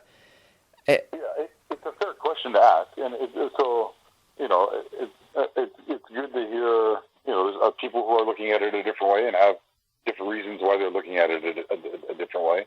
And this is one of the things, like, it's more like it's very subjective, and it's more about what you feel comfortable with. But again, we're not players, we're not coaches, and ultimately, I think MLS will be judged on the other side of this, right? Like if they go there and this is horrendous, or people get sick or people die, they'll, in one sense, they'll have to answer for that, right? Or I mean, public opinion will probably be connected to that. Yeah, I mean, any league that comes back and that happens, they're going to be absolutely crucified for it. But I mean, there's so many other things as well. I do think that in normal circumstances, the ESPN Worldwide Sports Complex would be the ideal venue. We talked about it a couple of months ago. It's a great venue. It's got hotels, it's got the facilities, it's got gym facilities. So you've got all that going for it. I completely forgot about the weather aspect. I was talking to Stephen about that earlier on. I mean, that could be a factor. That wouldn't be the first time we've seen games in Florida in the summer have to get put off for lightning and storms and stuff as well. I still think having any game though, and I know that they're saying they're doing it for player safety in terms of the heat, but 9 a.m. Eastern, 6 a.m. Pacific, if you're doing this to try and get eyeballs watching you, it might get eyeballs overseas, but Don Garber denied that was why they were doing it. He said that's not even a concern of theirs. 6 a.m. starts just seems crazy if you want anyone in the West to watch these matches.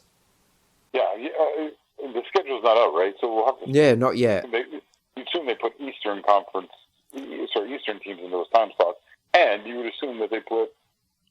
you'd assume they put the less desirable matches in those spots as well, but maybe they can. Maybe they got to put some... Maybe they got to spread the love around that. That would be Whitecaps v Dallas then, if you've got a match. Yeah, totally. Yeah. But I mean, we talked to Mark there about the 5 subs rule, and I mean, you've seen it, you've been watching Bundesliga, so it's in play there. From what you've seen of it, do you see that it's changing games? Is it meaning that coaches maybe need to draw up new tactical plans? With a group tournament, I think it's a bit more interesting because some teams, if they're a couple of goals ahead and they know that they've got the points wrapped up and it's not really maybe going to come down to goal difference or whatever, they might then decide, we'll just take this player off and rest them. Coaches are going to have to learn to manage the game differently. Have you seen it feel any different in Bundesliga? Yeah, I don't know about having to drop more tactical plans, but it definitely has given coaches much more flexibility. They've been able to make changes, sometimes to change things tactically, but also just to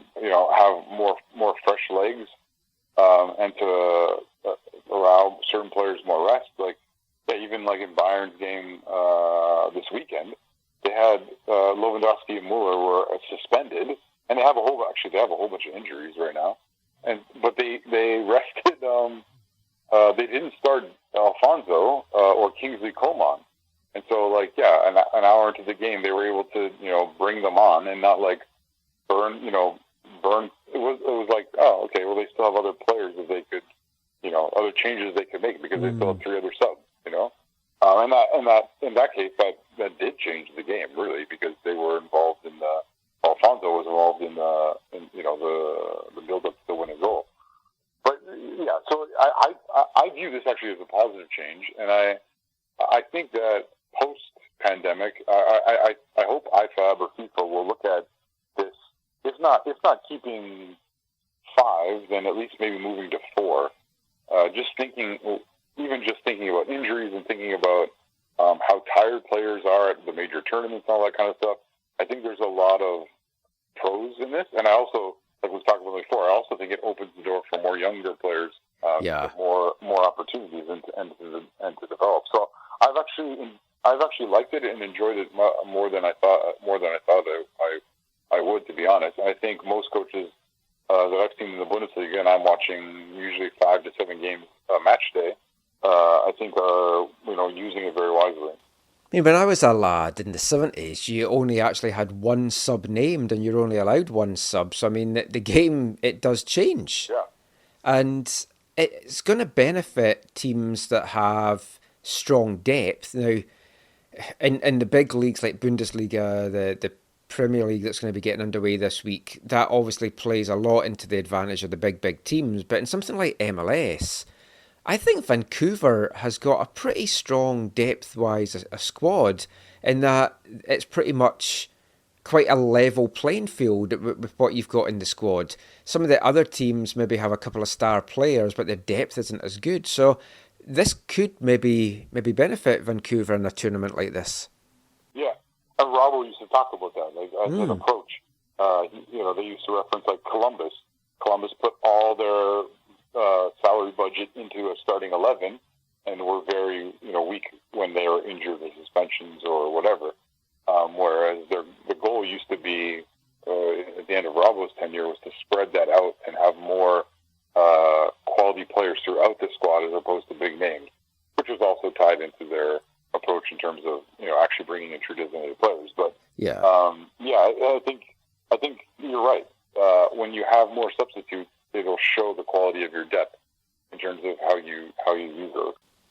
Well, let's have a look at the Whitecaps group. We've got Seattle Sounders, FC Dallas, and San Jose Earthquakes.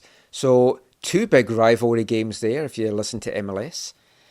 It feels like the Whitecaps have a great chance to qualify. I was speaking to Stephen earlier about it.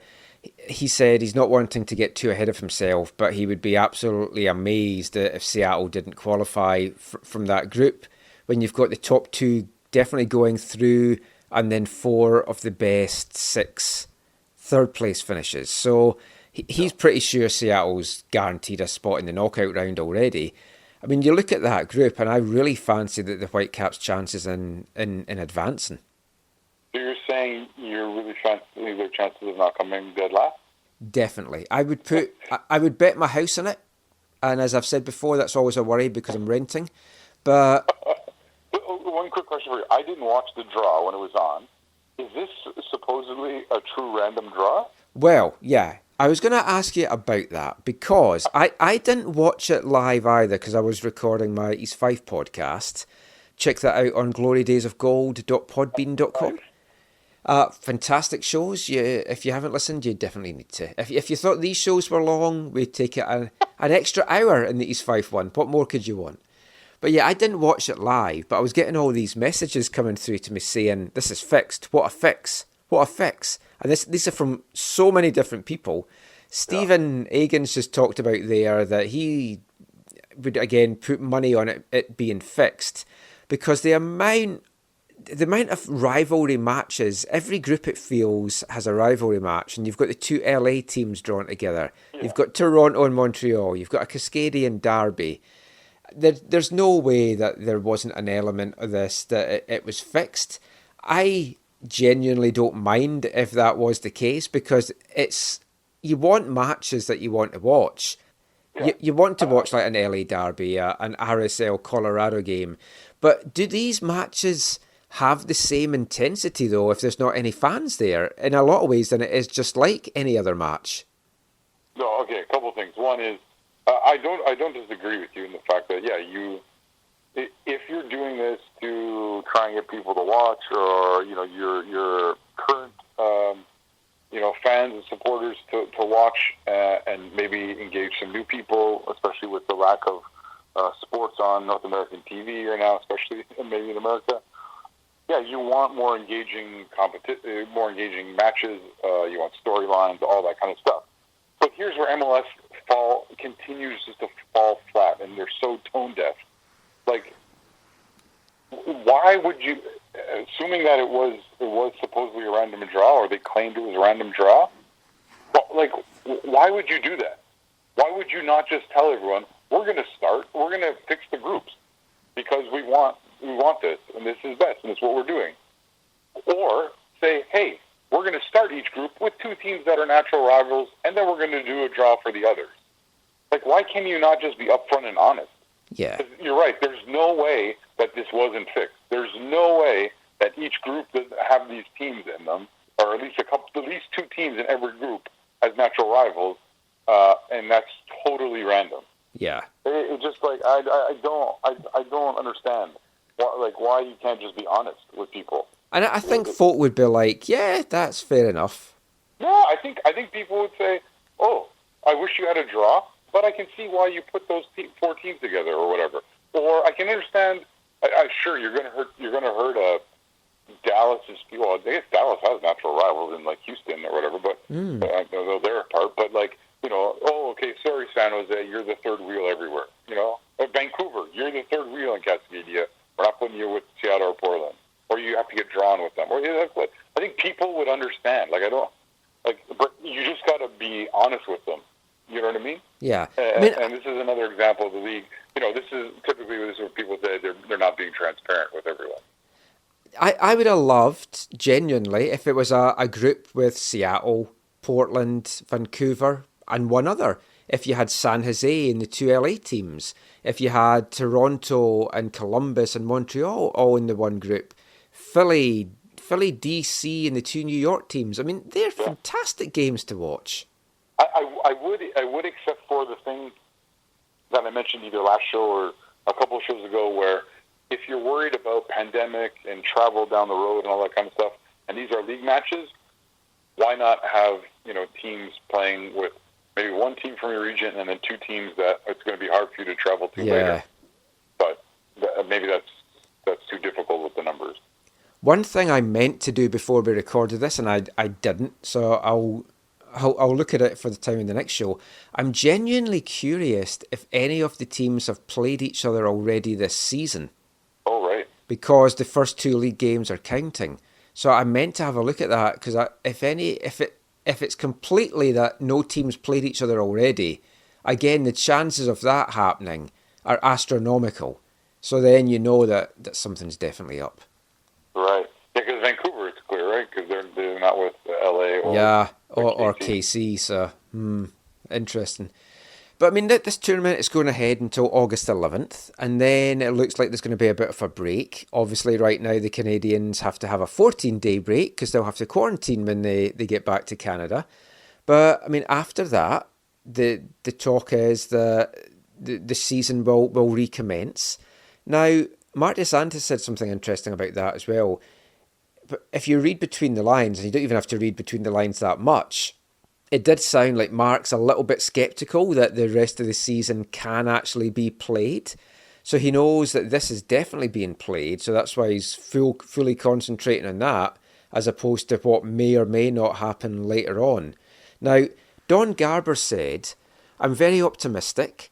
I expect that we will be back in our stadiums. We just don't know the exact date. Obviously, this is all unfolding in real time, and literally, more and more markets are opening. And what I find interesting is that they are the markets you expect to open up later and on a curve or a timetable. I do believe we'll get back to our markets. I think all of our fans should expect that to happen. When that will happen is still uncertain. and whether or not we'll have any markets with fans is also uncertain. But we are also hearing about different guidelines that have been established state by state, where there's even a possibility that some fans might be able to attend games. What a horrifying thought right now. Well, again, maybe you and I are both a little bit too on the, I wouldn't say pessimistic side, but on the cautious side. Yeah, I'm sure folk are shouting at their speakers just now. I think, I'm sorry, like in a pandemic, I kind of want to be on the cautious side. Yeah. Like, I think, yeah. And again, that's probably shaped by my own personal realities and stuff, but yeah, I get. I think what he's saying partly is like, hey, a place like New York, there's not going to be fans in attendance, or maybe a place like Florida, yeah, in attendance. Because I would have said Florida and Texas were the two states you'd probably have fans in attendance, but they've now just had massive spikes. Right. Yeah. It's what they obviously they long for. Honestly, I'm wondering. Again, this is going down a very pessimistic or negative road. But if there are, let's say there's a spike of players or club personnel who do contract the virus while at the tournament, could we see like a player strike or a player walkout? And then the tournament ends and there's a lockout or a job action or whatever take place because of what happens in the tournament. I like Marc, like your sense from Marc Dos Santos. It's hard to see anything happening, like for example in BC, before September. Yeah. I think they're looking at playing into December, maybe starting the games late September, maybe even into October. So, it could still happen. So much depends on border, travel, spikes, second waves, and there's just all these unknowns. And it would be great. It just feels to me still a long way off. And maybe I'm just, as you say, being pessimistic. But we started talking about this virus when I got back from the UK. And back in February, I was talking about, we should close borders. This is going to be bad. And we were proved right. And you could kind of see this coming. And yeah, I don't know. I hope I'm wrong. I know there's going to be folk listening to this that's really annoyed. I've had some folk message me that are like saying I'm overreacting and stuff. But yeah, let's just enjoy the tournament for now. Hope it goes without a hitch. And we'll take it from there, I guess. Yeah, for me, when it's something like this, I'd rather overreact than underreact, to be honest. Yeah. But obviously, things are changing, right? So we don't know what things will look like in August or September or October. But you already mentioned one of the things that's a barrier to an 8 home and 8 away games is the whole border issue and the quarantine after leaving the country. Yeah. Like how are the Canadian teams supposed to come back, have 14 days quarantine, then go, be able to play football again, and then a team comes here and they have to wait 14 days to play a game or 7 days to play a game? Yeah, the thought is that the sportsmen will get an exemption. That's what John Horgan was talking about for NHL if Vancouver became a hub city, which I have mixed feelings on that. It's like if you make an exception for sportsmen, that's there for your entertainment. But, you're talking about could there be a lockout, players and stuff as well. I would have said, no, I don't think that would happen. But then you look at what's going on in the NBA just now, and even in the baseball, where the players are being quite firm, and they're like, NBA's different. They just don't feel they should be putting on entertainment just now and taking the narrative away from the Black Lives Matters protest, because they think, well, once sports gets back up and running, that's what folk will talk about, and other things will be forgotten. And that will happen in some areas. I'm pretty sure in England, once the Premiership returns midweek this coming week, a lot of the other stuff's not even going to be thought about by a lot of folk. Yeah. But that's a whole other issue. Yeah. But that's all our chat about the MLS tournament for now. But we're going to be back talking about another hot talking point in North American soccer this week, and that is anthems. And we're back to chat about that after this. Hi, I'm Toussaint Ricketts, and you're listening to the AFTN Soccer Show.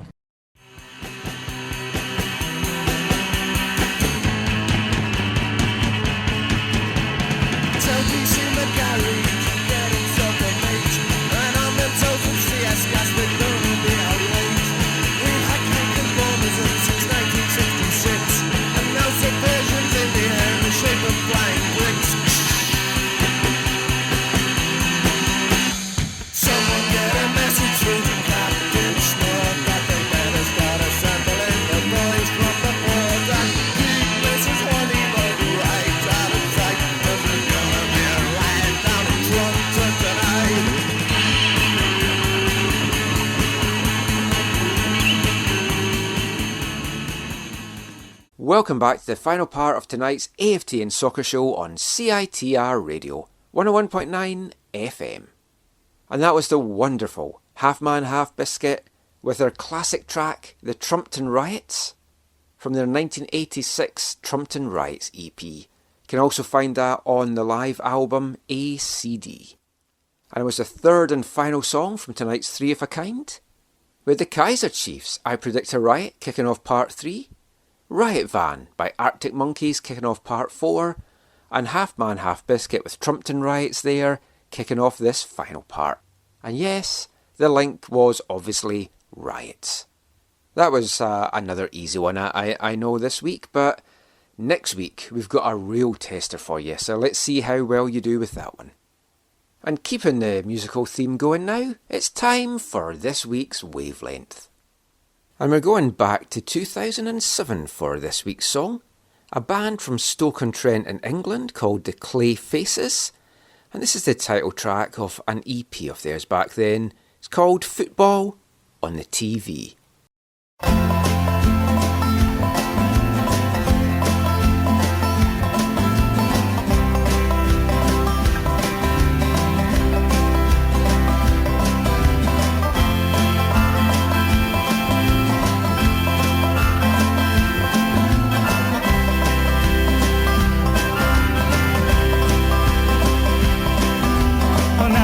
Forget the day that we met.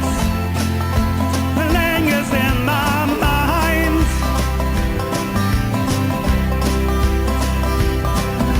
It's true what they say, I'll never prove. Love can be so blind. She tore me apart, took more than my heart. I can't find out what to say.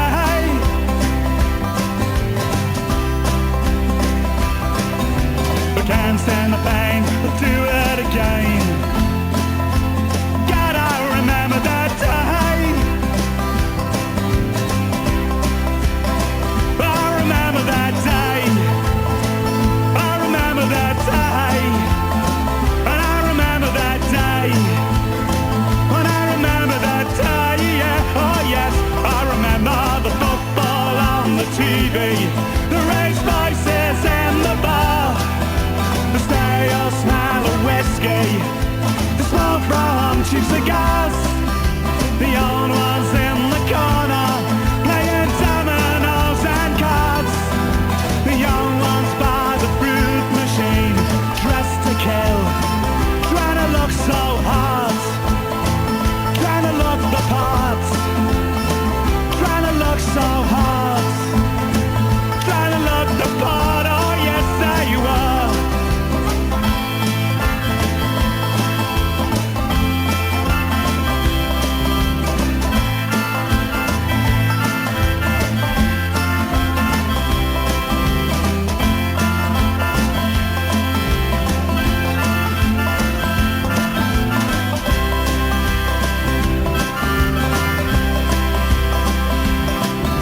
They call her the Rose, everybody knows. The Rose has cut you so deep. Ain't it true what they say? She's living proof. Beauty can be so cheap.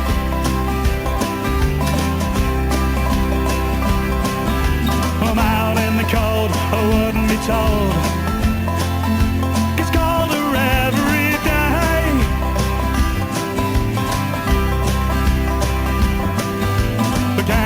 pain, I'll do it again.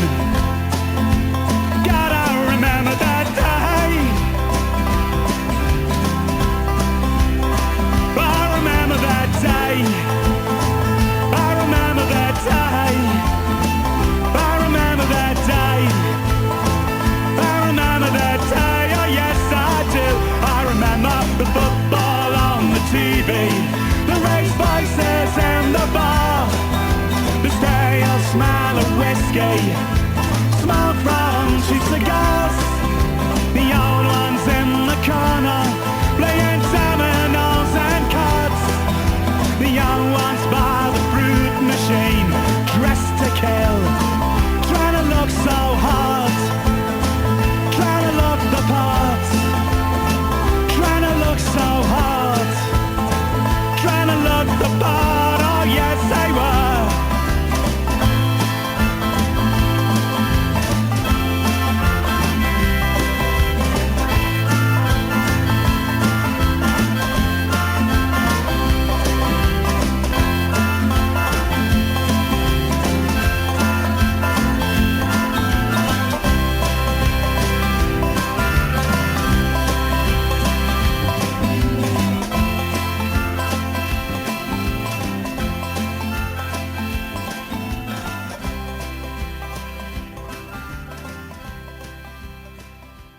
There was the Clay Faces there from 2007 with football on the TV. I'm sure we can all remember different parts of our lives depending on what happened in various football matches over the years. I know I certainly do. But let's get back to the football chat now. And we'll talk about a topic that has had a lot of chatter this week in North American soccer circles, and that is anthems. Now, something that came out of Don Garber's conference call this week was that MLS said that they won't be playing anthems at the MLS tournament in Orlando. They also reiterated their 2017 statement that players won't be punished if they want to take a knee or sit during the anthem. When Garber was asked about the anthem at the Orlando tournament, he said, "We won't be playing the anthem. There's not going to be any fans in the stand, so we didn't see that it would be appropriate." And I feel today no different than I felt back in 2017, which is if a player is looking to express their right to kneel during the national anthem, they should have the right to do so. I would hope that they would stand, but if they opt not to, that's their prerogative, and we will support that. Then on the back of that as well, US Soccer repealed a demand this week that players had to stand for the anthem at national team games.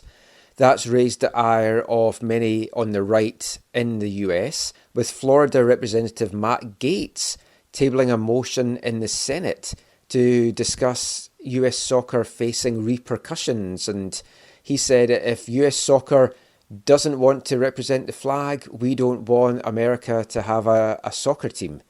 It's a very divisive topic for some. I woke up one day this week and I had my usual morning grumpy head on, and I tweeted out, "Good, it's like, why don't we just get rid of the anthems altogether for league games?" And I didn't think much of it, and then it got a tremendous response. It was like 60, 70 likes and lots of folk commenting on it. It's crazy how much the anthem means to some people in North America when you look at the rest of the world, and for club games, and that includes CONCACAF, they don't even play the anthem at all. I mean, what's your thoughts on the whole anthems at club matches, Zach? Yeah, just to add to this, someone, I don't know if it came via your tweet or whatever, but someone in the Whitecaps supporter group page brought the discussion there. And, I mean, there was some good discussion, but there was also, degraded into some, name calling and characterized, yeah. It's a very emotive topic of people, but for me, honestly, this is one of the things where I have actually shifted my perspective over time. I used to love the anthem, especially at Swangard. I used to love the anthem before games. I love Canada. I feel grateful to be born in our country. It's not a perfect country, obviously, but there are a lot of positive things about being born in Canada. And so, I love Canada. And so, I used to sing the anthem loudly and proudly at Swan Garden, even into the MLS era as well. However, over time, and for I don't know how many years now, I have switched, and I don't enjoy the national anthem at club matches. And part of that is because that's not how it's done in the rest of or most of the footballing world, but also because I just don't think it's needed at these games. I love it singing the national anthem with the Voyageurs at Canada games. I think that should always happen for national team games. But I no longer am excited for the national anthem at a club game the way I used to be. In fact, I don't enjoy having them at a Canada game. And for me, it's not a political thing either. I know for some people, it's like, oh, keep the politics out of football and the nations and whatever. And all. It has nothing to do with that. It's just I guess a personal preference and something that I've totally changed on. And maybe that's partly because of some of the people I hang out with and they maybe influenced me, but that's where I'm at. I mean, for me, I'm always aware that when I talk about this, I'm not a Canadian, but I love living in Canada. I love singing the national anthem at the Olympics, for example. I love when Canada's there. At the old days in Swan Guard as well, I really loved belting the anthem out as well, and it just fills you with pride. For club games, I could understand them playing it, say, for the Canadian Championship, because you're representing Canada in that regard. That would maybe be one of the exceptions that I would be happy with. But when you've got teams where, in the Whitecaps in particular in previous days, there was no Canadians on the pitch, but you're playing the Canadian national anthem, and it's like you're playing anthems that means nothing to them. How is that really going to fire them up when they're like, oh, it's just another song that you're playing before the game? So there's that aspect of it. But the other aspect that I think as well is the more you play a national anthem at sporting events, at football matches, I feel it becomes less special and it gets less meaning because it's just, oh, there's another anthem. Like a lot of times at BC Place, I either still sit in the press room and I finish my lunch that they've given me, or I go for a piss because it's like, oh, the teams are out, but I've still got another 5 minutes to kill while the anthems are playing. So it doesn't mean a lot. But if you're playing that for every single game, the anthem, I think, becomes a little less special. But if you kept it just for when Canada is playing, I feel that just has more meaning. Totally. I totally agree with you. Like, I'm not like, oh, the anthem needs to go or whatever. Like I love singing it every day at school, although for some people, same thing. It was like, oh, we do this every day. It's routine or you just check out or whatever. We never did things like that. We never had assemblies where you had anthems or anything like that. Yeah. When I was growing up, they still sung the anthem. Like your class sung it, right? Like now I don't know if they play it, but I know the last time I remember being in a class, at a high school or whatever, or a middle school, like no one sang it. Like it was just like I think it was not even the words were on. It was just the music or whatever. And I was like, what is this? This is not how I grew up. But one of the only positives to an anthem is that sometimes it has helped with visual displays in terms of creating a definitive start time or helping people get in the ground because they want to be there. Some people want to be there for the anthems, and because places, most club places where there is no anthem, displays are done well ahead of the players coming out of the tunnel and held up during that time, which, at BC Place and at, a lot of places in North America, it's hard to get people on the ground early to make those things meaningful. What I will say is when we've been down in, say, Portland and the fans have been belting the anthem out before the game, it does, put the hairs on the back of your neck up. I've got some videos that I've got up on our AFTN YouTube channel of it, and that is a great feeling. You're down in another country, and you're representing your country to an extent as supporters. Folk will say if you don't do it, you're disrespecting the country or you're disrespecting the flag and that kind of stuff. But again, you're there for your club team. You're not there for your country. And I understand a lot of people enjoy it, and a lot of people love Marie Huey, for example. That was a lot of the comments that folk passed on to me. It's like, well, we love her singing it and everything like that. It's an emotive subject, I understand that. Unfortunately, nowadays, it's become so politically charged. And when you've got politicians in the US threatening to take it into the Senate and like disown the football team if you don't do that, and you're dishonouring it. Dishonouring an anthem to me is if you boo during it. That's what we tend to do. I won't say throughout Europe, but in a lot of places in Europe, you boo the opposition anthem at games. It's an intimidation thing. When Scotland play England, I always remember being at a game at Hampden, and the booing from the Scottish fans of the English anthem was so loud that even on the television, you couldn't hear the band playing it for the boos, and they had the microphone right down at the band. I mean, that's disrespecting an anthem. I'm not saying it's big or clever to do that. It's a different culture. That's just something that they do a lot over in Europe. Just because you don't stand for it, I don't think is disrespecting it. Or if you don't play it, I don't think that's disrespecting it. I concur. So I just kind of wanted to get that subject out, just because it caused quite a lot of discussion on Twitter this week. And as I say, it's a very emotive thing. But let us know your thoughts on it. I would also like to hear from people that do enjoy it. And someone had said on Twitter that he did enjoy it, and he's sorry for disagreeing with me. And I was like, no, don't be sorry. It's like, I want to hear both sides and why you enjoy it. And there's no right or wrong here. But it's just, let us know anyway. Send us a tweet at AFTN Canada. Totally a subjective thing. Yeah.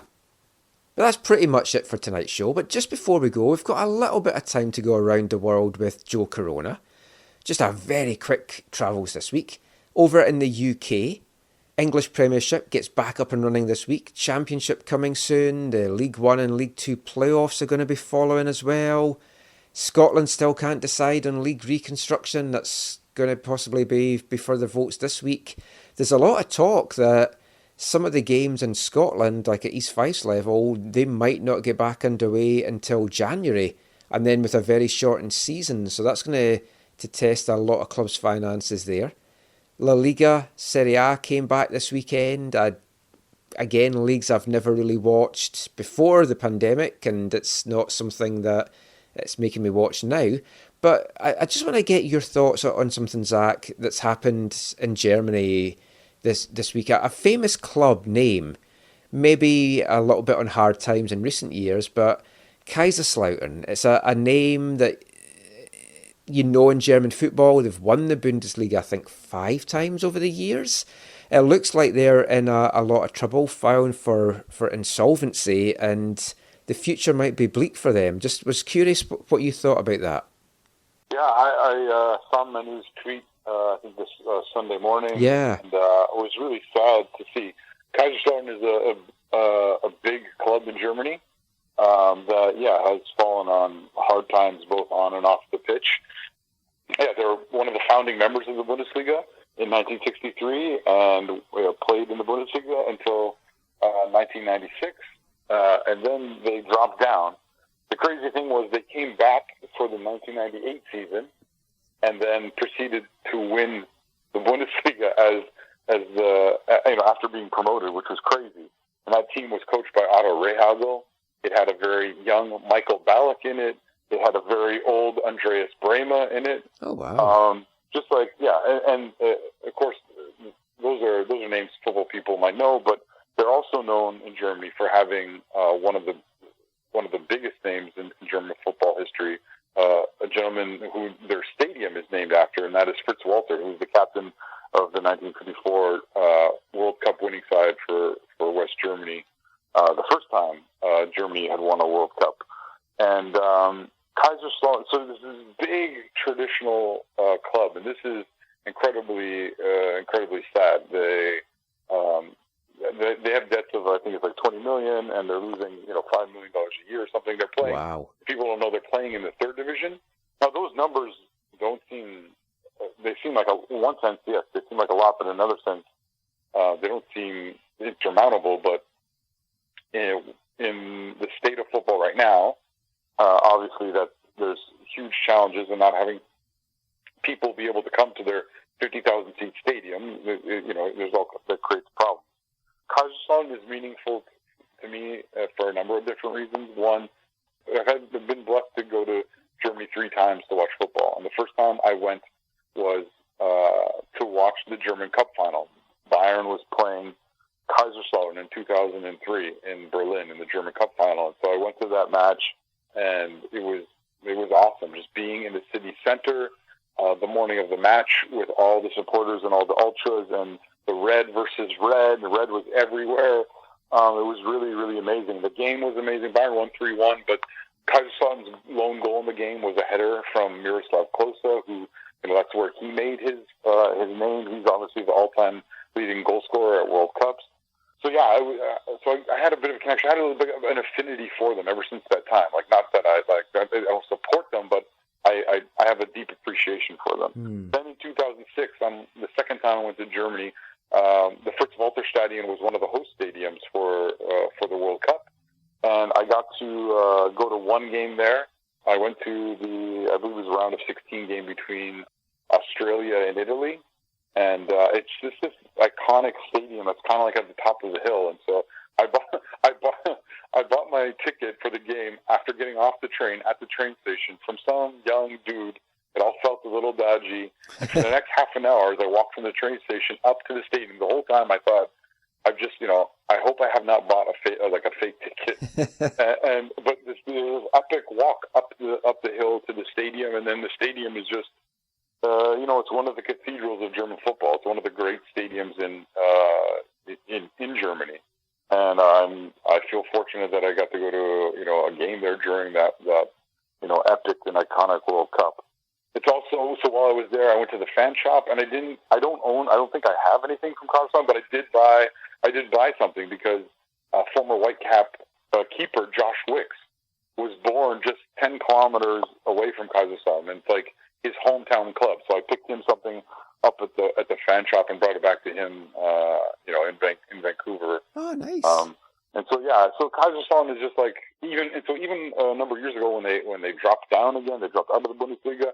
They were one of the clubs where, like, I always was hoping for them to come back, because they're like one of these big traditional German clubs that they're the Red Devils, so like love them or hate them, they're nice to have. In fact, I haven't tweeted this out yet, but I will before the end of the Bundesliga season. I was thinking the other day, like, it's the time of year where teams are going to get relegated and teams are going to get promoted, and I was thinking, who would be in my 18-team Bundesliga? Who would be the teams I would want there?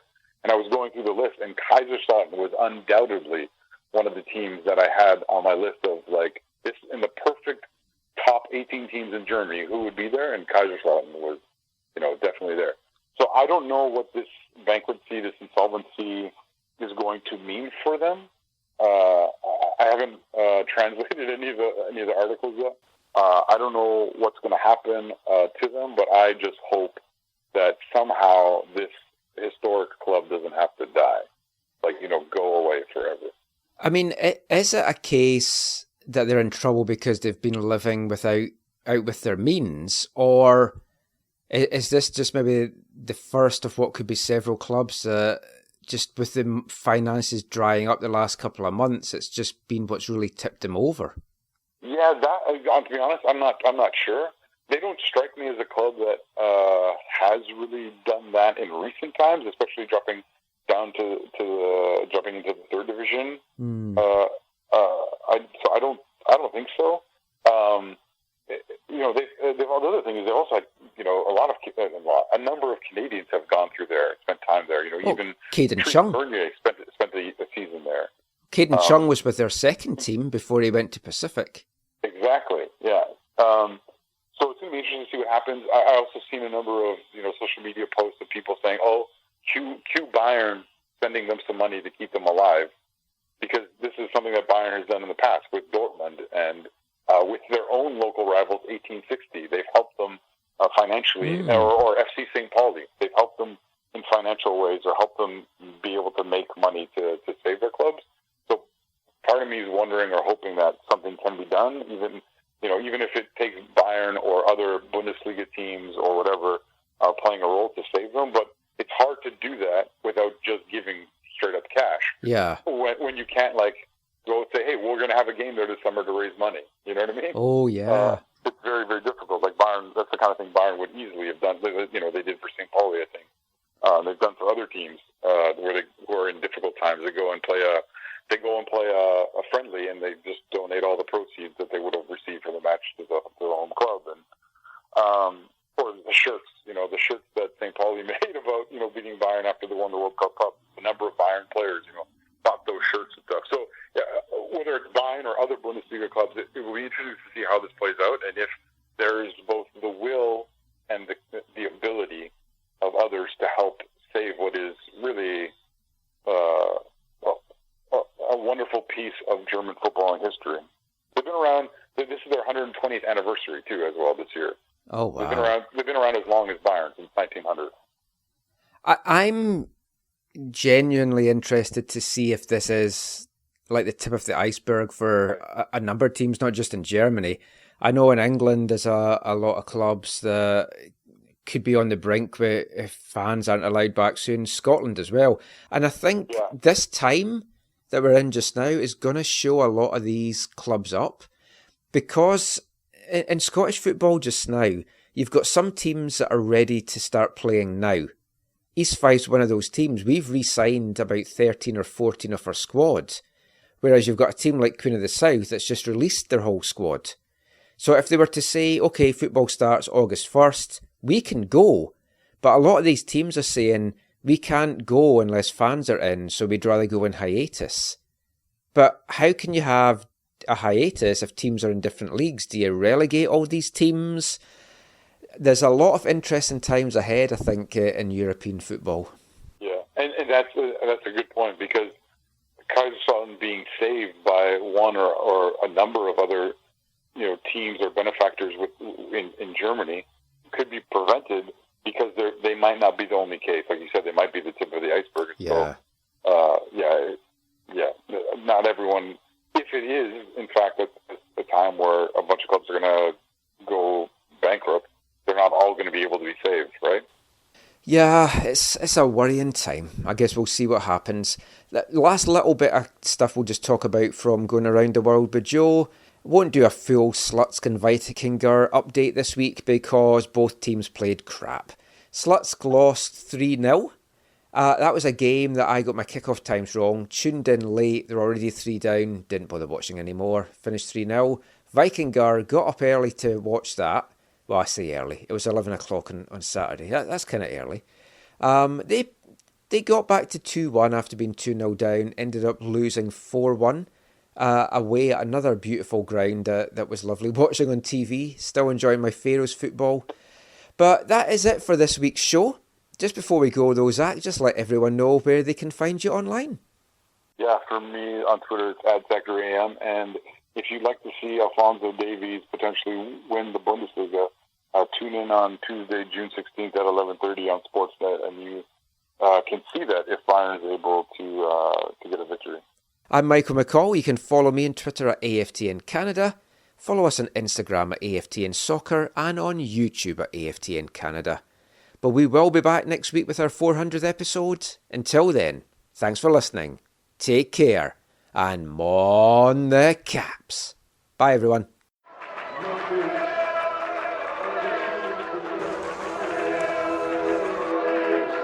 Going to your first match is an experience you never forget. The atmosphere of what's going on around the pitch looks beautiful, and you always look and go, wow, I'd love to play here one day. If you get the bug, it's going to stay with you for life.